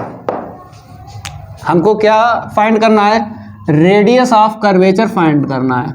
r and theta variable में ये कर्व का इक्वेशन है, तो फार्मूला तो पता ही आपको कौन सा लगाना है, ये नहीं लगेगा इसमें। r एंड p में रेडियस ऑफ कर्वेचर के लिए ये फार्मूला होता है, ये नहीं लगेगा, क्योंकि यहाँ से फाई नहीं पता चलेगा, यहाँ से फाई नहीं पता चलेगा, मतलब वहाँ पर यूज करेंगे। कर्व का इक्वेशन तो होगा r एंड थीटा में, अगर फाई पता चल रहा है तब हम ये फार्मूला यूज़ करते हैं, अगर नहीं पता चलेगा तो फिर r एंड थीटा में जो फार्मूला लिखाया था रेडियस ऑफ कर्वेचर का, उससे लग जाएगा। तो भाई dr अपॉन डी थीटा की वैल्यू निकालना है, और d2r upon d theta square की निकालना है। फार्मूला तो पता है ना, पोलर इक्वेशन बेसिक में लिखवाए थे 2 फार्मूले, ठीक है। तो हमको क्या करना है, डिफ्रेंशिएट करना है। किसके विद रिस्पेक्ट टू करोगे, r के करोगे कि थीटा के करोगे, क्योंकि हमने बोला था कि r कामा थीटा वेरिएबल में अगर कर्व का इक्वेशन है तो थीटा के करना है, यही बोला था हमने बेसिक में। हमने क्या बोला था, थीटा के करना। जब क्वेश्चन 1 एंड मतलब 1 से 3 तक हमने कंप्लीट करवाए थे, तो क्या लिखेंगे यहाँ पे 1 2 3, ठीक है। तो हमने ये बोला था कि जब r एंड थीटा में मिलता है कर्व का इक्वेशन, तो थीटा के विद रिस्पेक्ट टू आपको डिफ्रेंशिएट करना है। लेकिन थीटा आपको यहाँ पर एक जगह दिख रहा है, वो भी न्यूमरेटर में। r कितनी जगह दिख रहा है, 2 जगह दिख रहा है। तो जो वेरिएबल ज़्यादा बार दिख जाए उसी के विद रिस्पेक्ट टू आपको डिफ्रेंशिएट करना है। जैसे थीटा के बोला तो था, लेकिन यहाँ पे r के विद रिस्पेक्ट टू होगा डिफ्रेंशिएट, समझ गए, ये आपको समझना है। हमने थीटा के विद रिस्पेक्ट टू तो बोला था डिफ्रेंशिएट, लेकिन यहाँ पे नहीं हो पाएगा ना, क्योंकि r हमको न्यूमरेटर में नहीं मिल रहा है, r हमको न्यूमरेटर में नहीं मिल रहा है। अगर अंश में मिलता है यहाँ पे r, तो थीटा के विद रिस्पेक्ट टू डिफ्रेंशिएट करना था। r न्यूमरेटर में नहीं मिल रहा है, तब आपको r के करना है विद रिस्पेक्ट टू डिफ्रेंशिएट। ये आपको समझना है भाई, differentiating with respect to r, ये समझ लेना है कि r अगर न्यूमरेटर में मिल जाए तब आपको थीटा के विद रिस्पेक्ट टू डिफ्रेंशिएट करना है। जो हमने 1 2 3 तक क्वेश्चन सॉल्व करवाए थे, बताया था पिछली क्लास में। अगर नहीं मिल रहा है r न्यूमरेटर में, तब आपको r के ही विद रिस्पेक्ट टू डिफ्रेंशिएट करना है। ये जरूर समझो कि किसके विद रिस्पेक्ट टू डिफरेंशिएट होगा। अगर भाई यही नहीं जान पाए कि किसके विद रिस्पेक्ट टू डिफरेंशिएट होगा तो भाई क्वेश्चन नहीं सॉल्व कर सकते हो, क्वेश्चन नहीं सॉल्व कर सकते हो। रट तो सकते हो, तो रटा हुआ तो दिमाग से निकल जाएगा ना, वो बेकार की पढ़ाई होती है। जो रटता है ना, या जो टीचर रटवाता है, वो बेकार की पढ़ाई होती है। ऐसी पढ़ाई पढ़ने से क्या फ़ायदा जो रटना पड़े, वो बेकार की पढ़ाई होती है। तो मैंने कभी भी बच्चों को रटवाया नहीं है, समझा के सॉल्व किए हैं क्वेश्चन कि कैसे कैसे आपको सॉल्व करना है। बाकी आपकी मर्जी है, कैसे करोगे, कैसे सेट करोगे दिमाग में। मेरा काम है बताना, आपका काम है समझना भाई। तो यहाँ पे हम करते हैं डिफरेंशिएट। तो 1/a ऐसे ले लो, रूट का जानते हो 1/2 रूट होता है। छोटे छोटे बच्चे जानते हैं, छोटे छोटे बच्चे जानते हैं कि रूट x का डिफरेंशिएट 1/2 रूट x होता है। तो भाई हमने कर दिया। अब रूट में जो उसका अगेन करेंगे, r के कर रहे हो तो 2r और ये 0 हो जाएगा। a स्क्वायर कॉन्स्टेंट है ना, 0 हो गया। यहाँ पे आते हैं, CO से स्टार्ट है, माइनस छोड़ेगा तो 1/, क्या होता है, माइनस माइनस प्लस हो गया। रूट में लिखना है a स्क्वायर के अपान में r स्क्वायर। अब इसका अगेन करो तो भाई a तो ऐसे लिख लो, 1/r का बताना है, क्या होता है, -1/r स्क्वायर। क्योंकि डिफरेंशिएट में क्या होता है, डिनोमिनेटर में पावर इंक्रीज होती है और न्यूमरेटर में पावर डिक्रीज होती है। तो वो इंक्रीज हो गई, 1 से 2 हो गया। 1 पावर माइनस की लिख दो ऊपर, जितनी पावर हो माइनस की लिख दो और एक नीचे प्लस कर दो। ठीक है, अब इसको साइड करते हैं।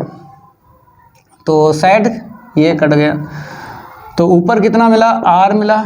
ठीक है, r दिख रहा है और नीचे जो मिला उसे लिख दो, रूट में r स्क्वायर माइनस का a स्क्वायर। ठीक है, अब बात करेंगे यहाँ पे a/r स्क्वायर। पहले क्या करो, एलसीएम ले लो और माइनस माइनस मतलब माइनस प्लस माइनस कर लो, एलसीएम ले लो, ये ऊपर चला जाएगा और रूट में कितना आएगा, r स्क्वायर माइनस का a स्क्वायर आ जाएगा।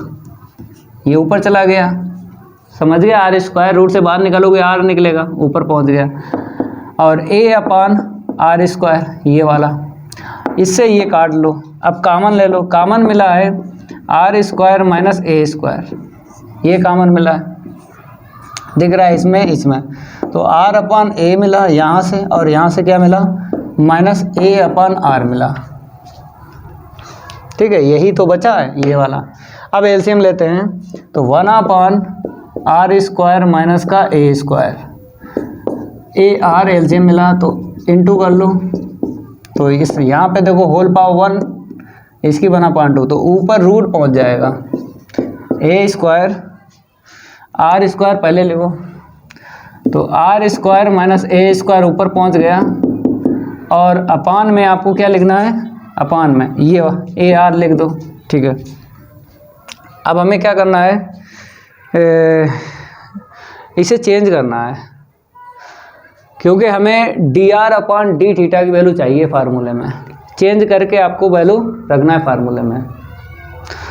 और यहाँ पर क्या करेंगे, अगेन कर लेते हैं differentiate with respect to r के। अगेन कर लो, अगेन कर लें, कर पाओगे, नहीं होगा, क्योंकि अगर आपके पास ये आया है dr/, क्या निकला है, d थीटा/dr। हम आपको समझा रहे, समझो, ये r square minus a square, ठीक है, रूट में अपान में ar। अगर आप अगेन कर रहे हो, देखो r के कर रहे हो, इतना मिलेगा, अगेन तो आ तो जाएगा। लेकिन अगर हम बात करें फार्मूले में हमको चाहिए होता है d2r/d थीटा स्क्वायर, मतलब फार्मूले में इसकी वैल्यू चाहिए। और आप क्या करोगे, इसी को आगे बढ़ाओगे ऐसे करके, विद रिस्पेक्ट टू r के डिफरेंशिएट करोगे, तो भाई r पे पावर 2 आएगी, और यहाँ पे तो r पे पावर 2 नहीं है। फार्मूले में इसकी वैल्यू चाहिए, इसकी थोड़ी चाहिए, तो इसलिए अगेन डिफरेंशिएट आप आर के नहीं कर सकते हो, थीटा के करोगे तब ये वैल्यू मिलेगी जो फार्मूले में आप रख पाओगे। ठीक है, इतना क्लियर हुआ। तो हम क्या करेंगे, रफ करेंगे और इसको चेंज करेंगे, मतलब नीचे वाला ऊपर करेंगे, ऊपर वाला नीचे, फिर थीटा के विद रिस्पेक्ट टू डिफरेंशिएट करना है। चलो भाई इतना नोट करो।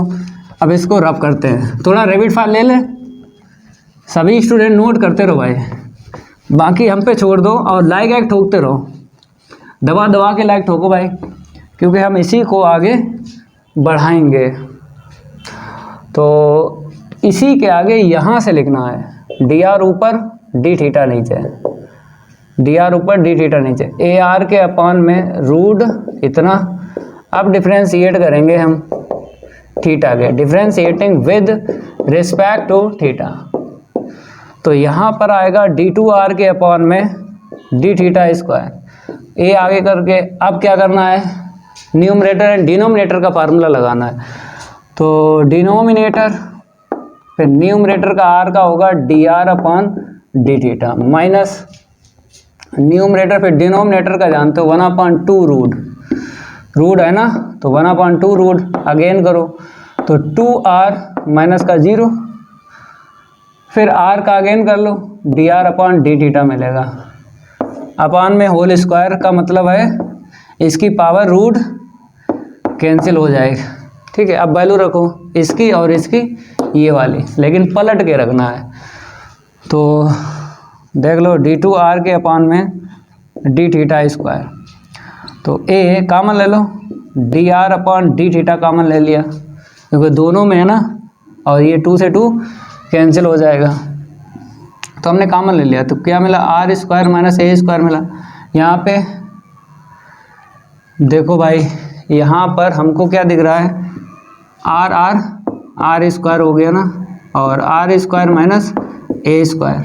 ठीक है, आर का आर मेंट हुआ, आर स्क्वायर ऊपर लिख दो और ये नीचे लिख दो, और ये तो कॉमन चला गया ना, अपान में r square minus a square. ठीक है, तो ए, अब इसकी वैल्यू ये वाली रख दो, ए आर के अपान में r square minus a square, ये वैल्यू हमने यहाँ पे रखी है। अब रूट में क्या आएगा, यहाँ पे एलसीएम ले लो, तो r square minus a square. ठीक है, इसके ऊपर लिखो, तो इसका इसमें इंटू करोगे तो रूट रूट कैंसिल हो जाएगा ना, और माइनस का आर स्क्वायर, नीचे क्या है r square minus a square, नीचे ले लो इसे, और ये आर स्क्वायर निगेटिव का पॉजिटिव कैंसिल हो गया।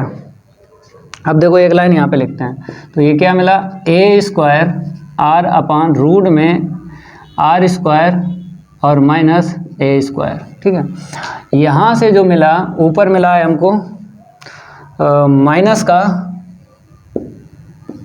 ए स्क्वायर, माइनस का a square upon r square minus a square की होल पावर कितनी हो जाएगी, 1 और 1/2 3/2 हो जाएगी। इतना क्लियर हुआ, बताओ भाई, इतना क्लियर हुआ तो आगे बढ़ते हैं। समझ गए, इसकी पावर 1/2 इसकी 1 है, 1 + 1/2 3/2 हो गया। अब बात करेंगे हम फार्मूले की। चलो भाई इसको रफ कर दें। रेडियस ऑफ कर्वेचर के लिए फार्मूला यूज़ करना है, लेकिन इसे थोड़ा सिंप्लीफाई कर लो भाई, हो जाएगा ना। ए की पावर 4, यहाँ पे कितना मिलेगा, ए की पावर 4 लिख दो, ए की पावर 4 और आर अपान में ये माइनस ले लो, और r square minus a square, whole power इसकी 1/2 इसकी 3/2, तो 1/2 + 3/2 कितना हुआ 4/2, पावर 2 मिल जाएगी। पावर कितनी मिल जाएगी, इतनी मिल जाएगी। चलो भाई अब आगे बताते हैं, रेडियस ऑफ कर्वेचर के लिए फार्मूला लगाते हैं। वी नो दैट, यहाँ पे लिख लो, क्या लिख लो, वी नो दैट रो के equal r square plus d r upon d theta का whole square, whole power 3/2 upon में r square plus 2 d r upon d theta का whole square minus r d two r upon d theta square. ठीक है, value रखेंगे, इसको rough करते हैं, इसको क्या करते हैं, रफ कर देते हैं। तो रो के इक्वल आर तो ऐसे रखो plus d r upon d theta की वैल्यू रेसिप्रोकल करके रखो, स्क्वायर करके रखो, a square r square upon r square minus a square. यहाँ से रूट है ना, स्क्वायर से रूट कैंसिल हो गया, 3/2 अपान में आर स्क्वायर ऐसे ही रखो। ठीक है, अब बात करेंगे हम d r upon d theta की, फिर रखो स्क्वायर करके रखो, तो यही छाप लो, ए स्क्वायर आर स्क्वायर के upon r square minus a square. ठीक है, और माइनस आर और डी2, ये वाली माइनस माइनस क्या हो जाएगा, प्लस हो जाएगा, ए की पावर 4 इंटू में आर अपॉन में r square minus a square, whole power कितनी हो जाएगी, 2 है, वही लिखो। अब इसको आगे बढ़ाते हैं, समझ गए, हमने वैल्यू रखी है, इसकी रखी और इसकी रखी, ये वाली माइनस माइनस प्लस हो गया, आर ऐसे ही रहा, और इसकी वैल्यू ए की पावर 4 आर और माइनस माइनस प्लस करके और ये ऐसे रख लिया। अब इसी को सॉल्व करेंगे आगे, इसको हम रफ करते हैं। तो देखो भाई, अब क्या करना है, एलसीएम लेना, एलसीएम नीचे ले लो ऊपर ले लो। तो भाई देखो यहाँ पे कॉमन ले लो, पहले आर स्क्वायर मिल रहा है कॉमन दोनों से, फिर उसके बाद एलसीएम लेंगे, पहले कॉमन ले लो फिर उसके बाद एलसीएम लेना है।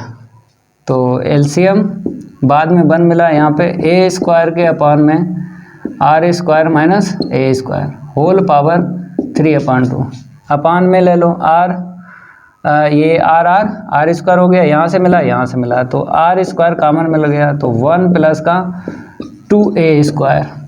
ठीक है, अपान में r square minus a square, okay, और प्लस ए की पावर 4 के अपान में r square minus a square, और होल पावर कितनी है, 2 है।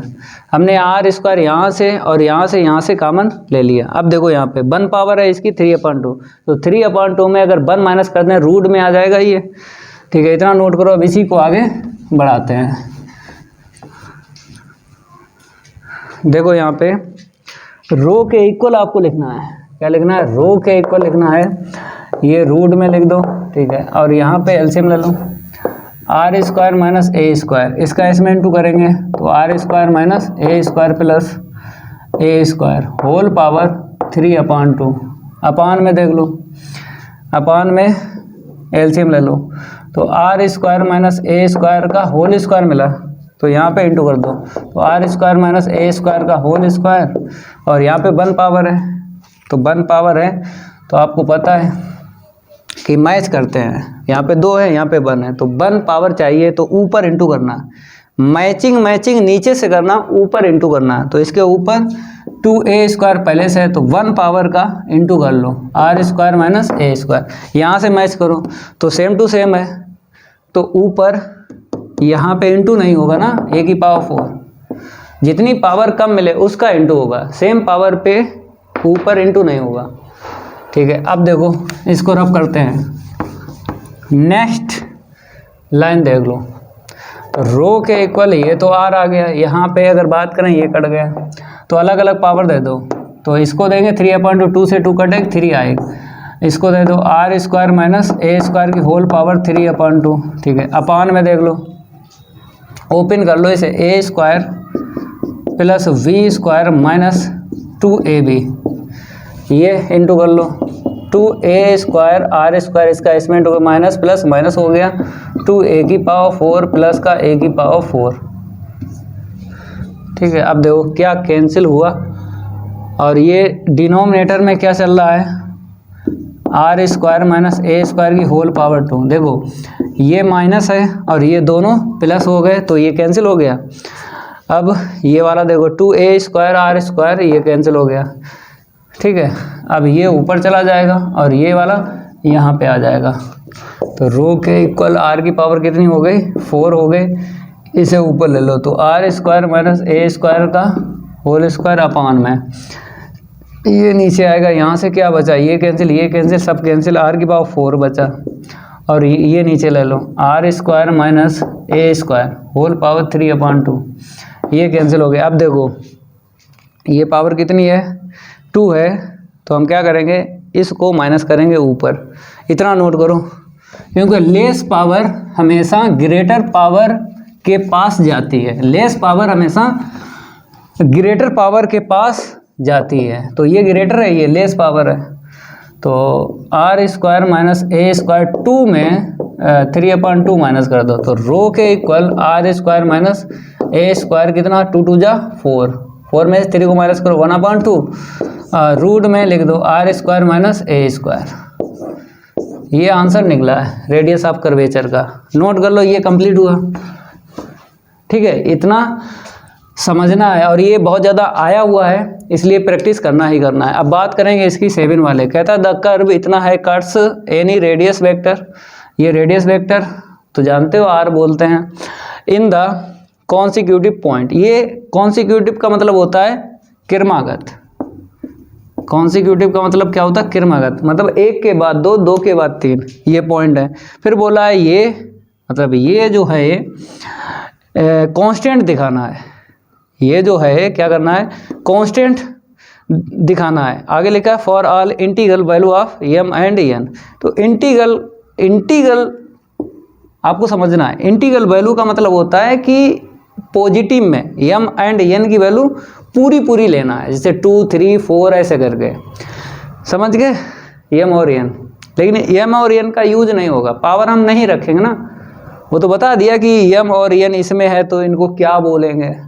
इंटीग्रल पावर का मतलब पूरी पावर ली जाती है, पूरी पावर 2 3 4 ऐसे करके, डेसिमल में नहीं ली जाती, डेसिमल में नहीं ली जाती है। डेसिमल जो नंबर होते हैं उनको इंटीग्रल वैल्यू नहीं बोलते हैं। द गिवन कर्व लिखते हैं पहले, द गिवन कर्व सभी स्टूडेंट लिखो, और यहाँ पर हम क्या करेंगे, चेंज करते हैं। क्वेश्चन 6 है, 7 सॉल्व कर रहे हैं। द गिवन कर्व हमने लिखा आर के इक्वल ए ई की पावर थीटा कॉट अल्फा। तो ये सब आपको समझना है, जैसे रेडियस वेक्टर और ये कॉन्सिक्यूटिव पॉइंट ये समझना है, ये सब समझा देंगे। पहले आपको क्या करना है, यहाँ पे बोला गया है रो, बोला गया है रो एम और रो एन। तो क्वेश्चन थोड़ा सा अधूरा है, अधूरा लिखा है, बुक से हमने लिखा जरूर है, थोड़ा रह गया है, मतलब इसके बाद थोड़ा और है, इन पॉइंट के बाद में ये और लिख लेना है। अगर आपके पास बुक नहीं है, इसके आगे से लिखना है इफ रो एन जो है वो बोला है डिनोट है, बोला है किससे डिनोट है, denotes the radius of curvature, radius of curvature, radius of curvature at p n. ये थोड़ा सा और लिखा है, तो यहाँ पे रो एन बोला है, जो ये पॉइंट है ना कॉन्सिक्यूटिव क्रमागत, P1 है, P1 से रो 1 निकलेगा, P2 से रो 2 निकलेगा, ऐसे डॉट डॉट डॉट Pn से रो n निकलेगा, और Pn+1 से रो n निकलेगा। ये सब आपको समझाएंगे। पहले आपको रो निकालना है, जब रो पता चल जाएगा आपको रो 1 भी बता देंगे कैसे निकालना, और रो 2 भी, रो 2 रो 3 सब आपको बता देंगे। और लास्ट में हमें किसकी ज़रूरत पड़ेगी, इसकी ज़रूरत पड़ेगी, क्योंकि यहाँ पर रो n है, जब रो n की वैल्यू पता चल जाएगी, सिमिलरली से हम रो m की निकाल लेंगे, फिर ये लेके चलेंगे। इसकी आंसर शीट कांस्टेंट बता देनी है, बस इतना करना है, कांस्टेंट हमको बता देना। पहले आपको रो निकालना है, जब रो पता चल जाएगा तभी हर एक पॉइंट से आपको पता चलेगा रो 1 रो 2 रो 3 ऐसे करके। तो रो निकालने के लिए यहाँ से आपको ये फार्मूला लगाना है R/dr/dp।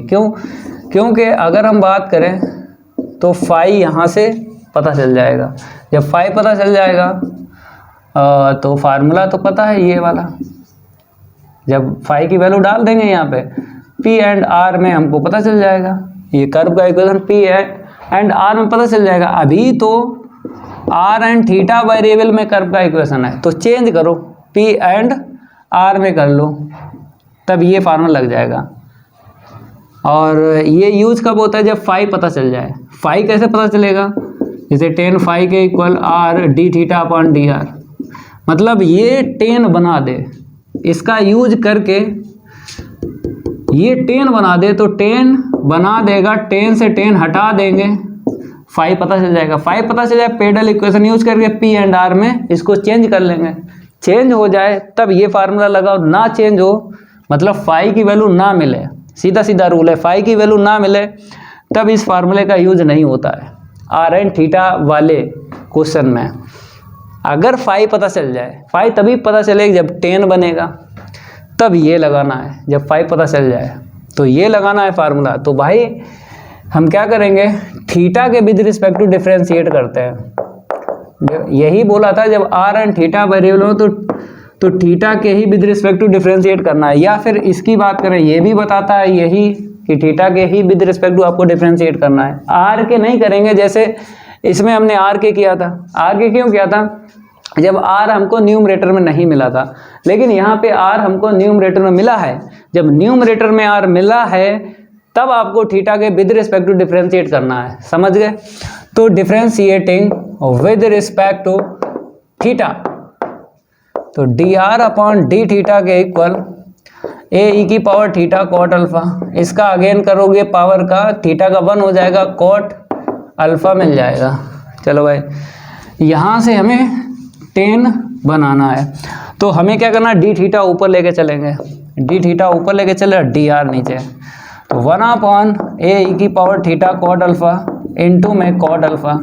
अब आर का इंटू कर लो बोथ साइड, आर का इंटू कर लो बोथ साइड, हमने कर लिया, और इंटू में कॉट अल्फा ऐसे लिख दिया। ये क्या बताता है, 10 फाई बताता है, क्योंकि 10 फाई के इक्वल ये होता है। आर की वैल्यू यहाँ से डाल दो, इसे इक्वेशन डाल लो फर्स्ट, इक्वेशन फर्स्ट का यूज कर लो। ए ई की power theta cot alpha upon में ए ई की power theta cot alpha into में कॉट अल्फा, काट लो भाई, ये चला गया, ऊपर पहुंचा दो, इसे ऊपर पहुंचा दो तो 10 बन गया, फाई के इक्वल कितना आ गया, अल्फा आ गया।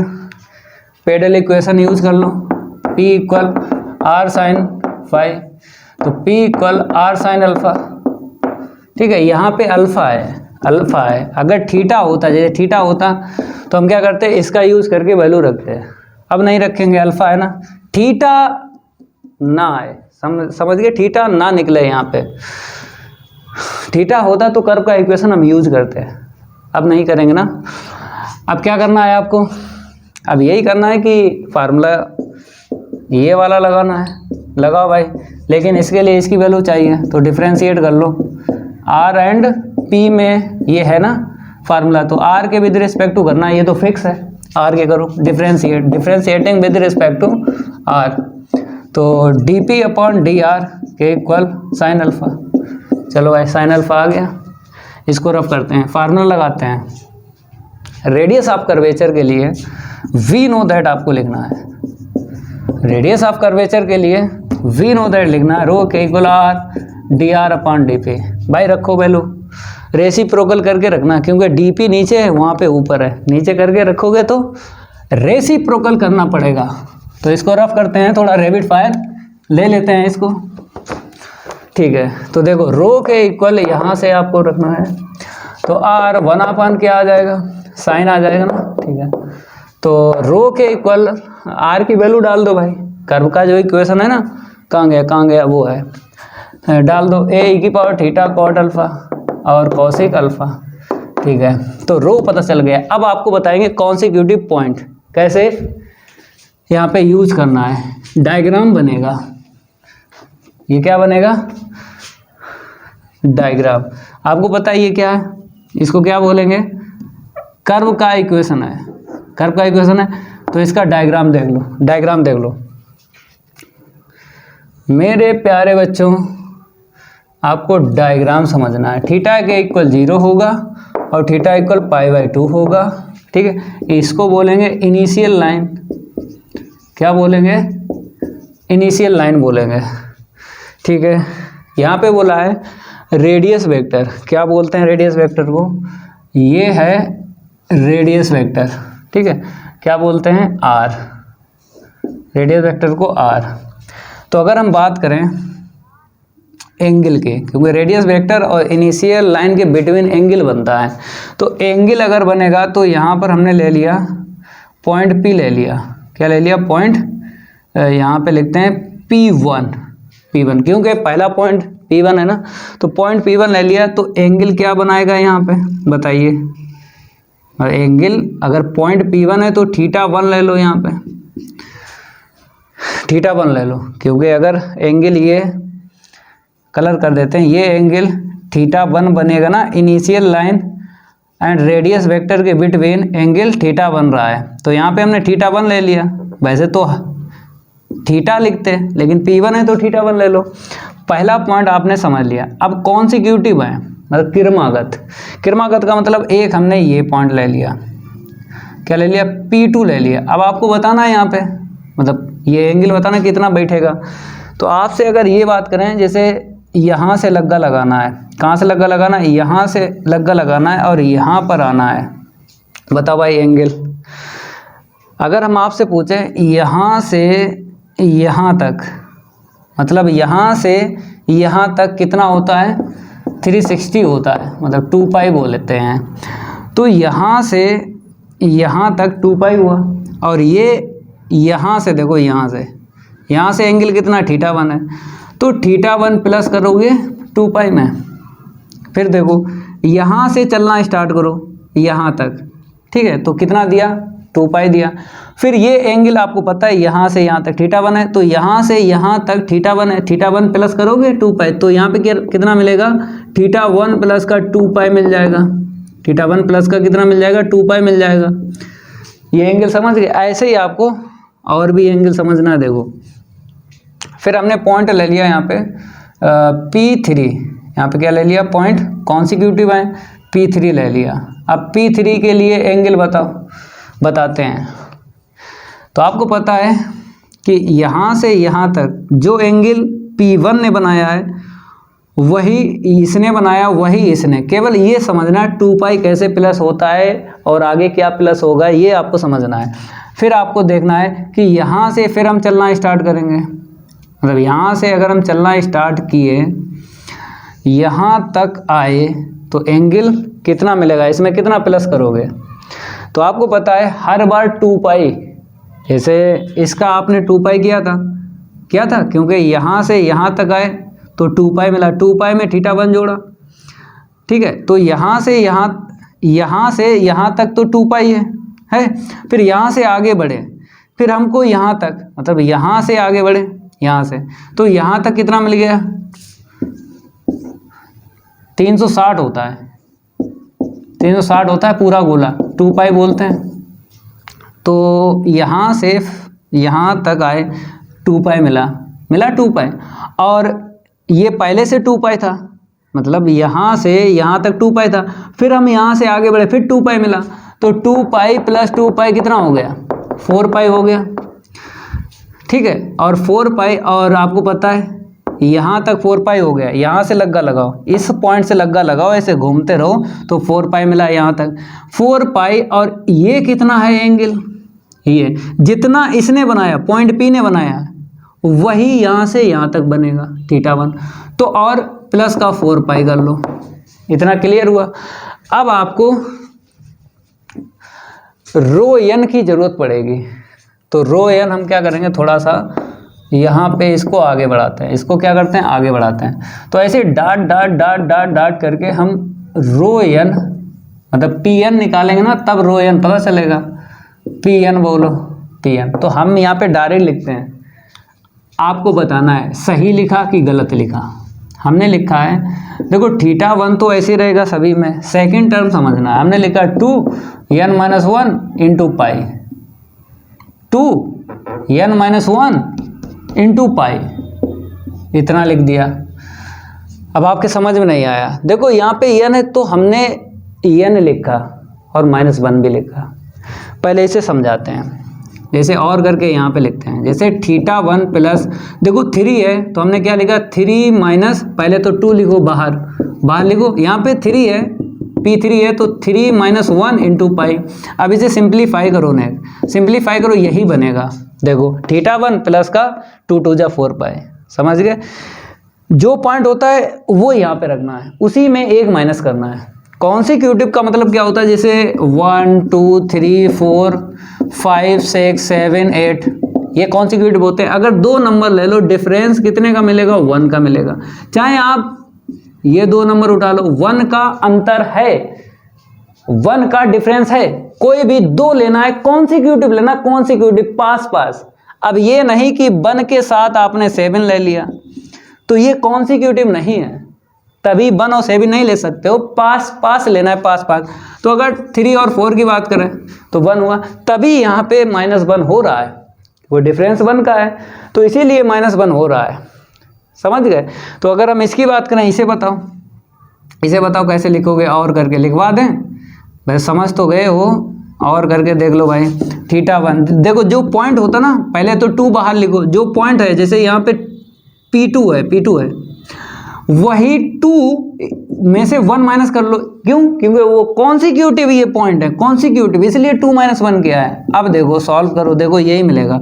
1 मिला, 2 का 1 में इंटू करो और पाई का इंटू करो, 2 पाई मिल गया। देखो, तो ये एंगल समझना है। अब देखो हम निकालेंगे P पॉइंट, मतलब P1 पॉइंट से ρ1 निकलेगा, P2 से निकलेगा ρ2 और P3 से निकलेगा ρ3। ये रो है ना, ये वाला, यहीं से निकालेंगे।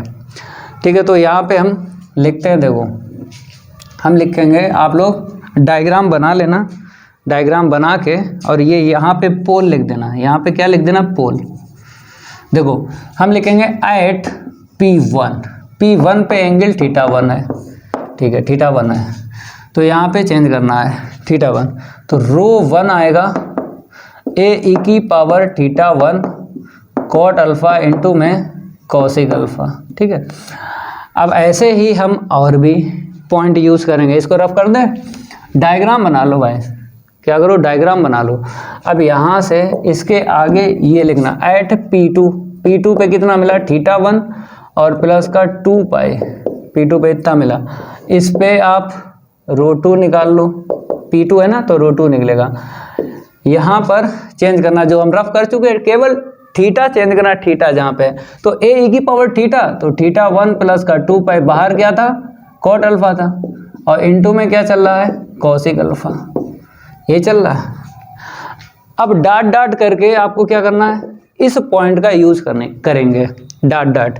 इसको रफ कर दें, इसको हटा देते हैं, अब इसको भी हटा देते हैं। अब हमें लास्ट में जो पॉइंट है ना, उसका यूज करना है। तो बताओ भाई, डायग्राम में क्या था? एट Pn था, Pn θ1, यहाँ पे क्या लिखना? θ1 प्लस 2 बाहर n-1 इंटू पाई। इस पॉइंट से काम करो तो ρn निकलेगा, ρn। तो a⁴ था ना, θ1 प्लस का 2n-1 इंटू में पाई, और कॉट अल्फा था, यहाँ पे कॉट अल्फा था भाई। अंदर डालो इसे, पाई को क्या करो? अंदर डालो, तो n-1 पाई और फिर ब्रैकेट के बाहर कॉट अल्फा हो गया। इंटू में क्या चल रहा था? Cosec alpha. अब हम क्या करेंगे? ρn पता चल गया, अब ρm पता करेंगे सिमिलरली से। देखो सिमिलरली से आपको क्या करना है? ρm पता करना है। तो a⁴ यहाँ पे θ1 ऐसे रखो, जहाँ n है वहाँ पर m कर लो, m-1 इंटू में पाई कॉट अल्फा इंटू में कॉसिक अल्फा। ठीक है, अब हमको ये लेके चलना है और क्या दिखा देना है? कांस्टेंट। चलो इतना नोट करो। अब देखो यहाँ पे क्या करेंगे? नाउ लिखेंगे, नाउ के बाद में 1/m-n log। देखो भाई, देख के लिख लो, ρm अपान में ρn। चलो वैल्यू डालो भाई, 1/, इसके इक्वल लिखो, यहाँ से लिखो, यहाँ से लिखें। चलो यहाँ से लिखते हैं, तो 1/m का n log ρm, ये रहा a⁴ प्लस का 2 m-1 इंटू में पाई कॉट अल्फा इंटू में क्या है? अरे भाई, इंटू में कॉसिक अल्फा है। अपान में देखो, अपान में वैल्यू रखेंगे ρn की, a⁴ प्लस का 2 m-1 मीन्स यहाँ पे n रखो, क्योंकि ρn की वैल्यू रख रहे हैं, ρn की। तो पाई और बाहर क्या रहेगा, बाहर देखो बाहर रहेगा कॉट अल्फ़ा और इनटू में कॉसिक अल्फ़ा। ये काट दो और ये ब्रैकेट लगा लो, ए से ये कट गया। अब क्या करो, डिवाइड में पावर माइनस होती है, माइनस करेंगे, इसको रफ कर देते हैं। नोट करते रहो, कांस्टेंट लाना है हमको, क्या लाना है, कांस्टेंट लाना है। तो 1/m minus n log e की पावर थीटा 1 प्लस का 2m माइनस 1 इंटू पाई है। और चाहो तो कॉट जो है अल्फ़ा कामन ले लो। जैसे अगर हम कॉट की बात करें, दोनों में है, इसमें भी है इसमें भी, तो हम क्या करेंगे, बाहर कॉट लिख देते हैं, ठीक है। ये माइनस कर दो, माइनस का थीटा 1 हो जाएगा माइनस का 2n माइनस 1 इंटू में पाई। अब देखो थीटा 1 से थीटा 1 कैंसिल हो गया, ठीक है।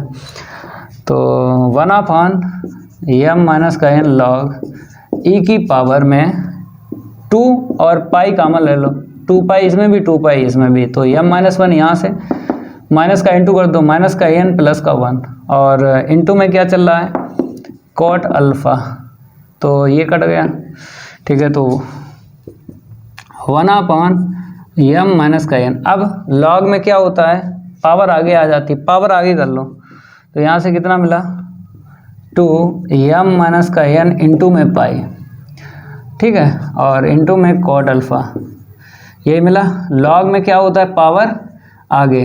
अब इसकी वैल्यू बताओ, जैसे बेस e है, सेम टू सेम पे क्या देता है, 1 देता है, चाहे कुछ भी हो। जैसे a पे a अगर है तब भी 1 देगा, और 5 पे 5 है फिर भी 1 देगा।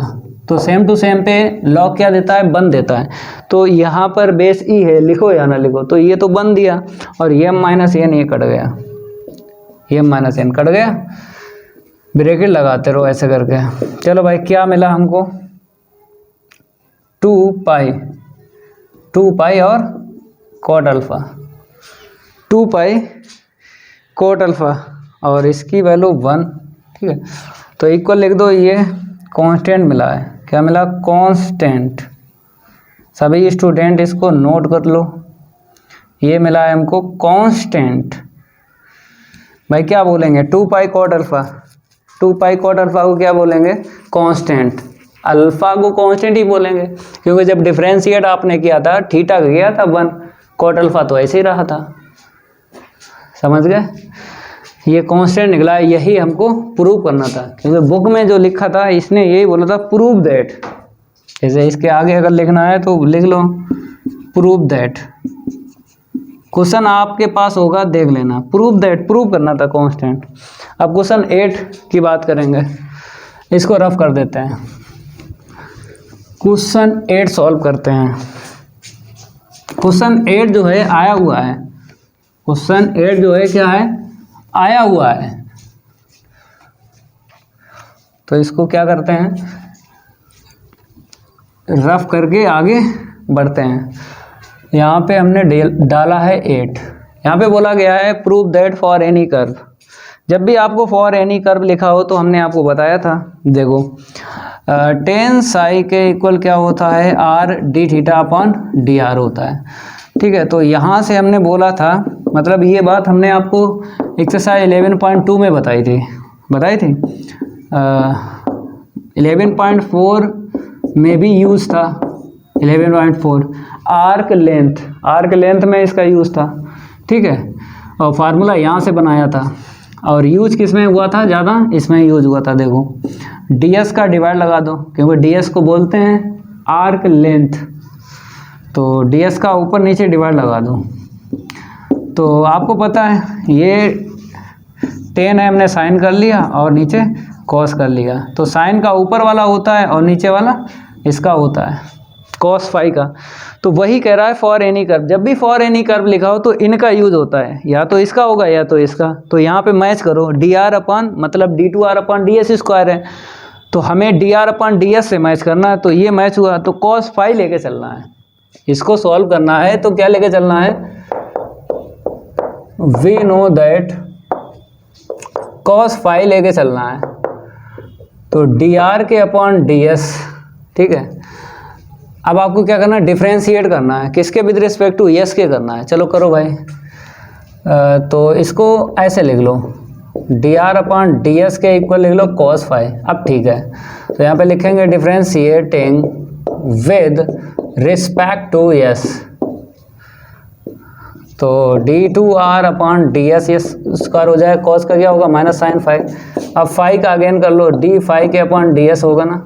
अब फाई के लिए देख लो क्या करेंगे, क्योंकि हमें लाना है d थीटा लाना है, मतलब अगर साइन की बात करें तो हमें d थीटा लाना है, क्योंकि इक्वल में साइन है रो है, तो हमें क्या लाना है, रो लाना है। रो का मतलब है ds अपॉन डी साई, और साइन का मतलब क्या है, अभी बोला था हमने r d theta upon ds। ठीक है, तो अगर आपको रो और साई चाहिए तो ये थीटा और साई यहाँ पे आना चाहिए, तो फाई को निगलेक्ट करना है। क्या निगलेक्ट करना है, फाई को। थीटा और साई यहाँ पे होना चाहिए, तो कैसे निगलेक्ट करोगे, देखो केवल यहाँ पे देखो डेरिवेटिव में देखना है, ये नहीं, ये तो आपको लाना ही लाना है। देखो केवल ये चेंज करो। तो हमने क्या किया, साई के इक्वल क्या होता है, थीटा प्लस फाई, ये तो आपने याद किया है ना 11.1 का बेसिक टेंजेंट एंड नॉर्मल में डायग्राम में बताया था। ये एक्सटीरियर एंगल होता है, साई के इक्वल थीटा प्लस फाई। तो यहाँ से फाई की वैल्यू निकालो, तो थीटा इस साइड ले आओ, तो d अपॉन ds, तो साई माइनस थीटा। ठीक है, तो माइनस का साइन फाई।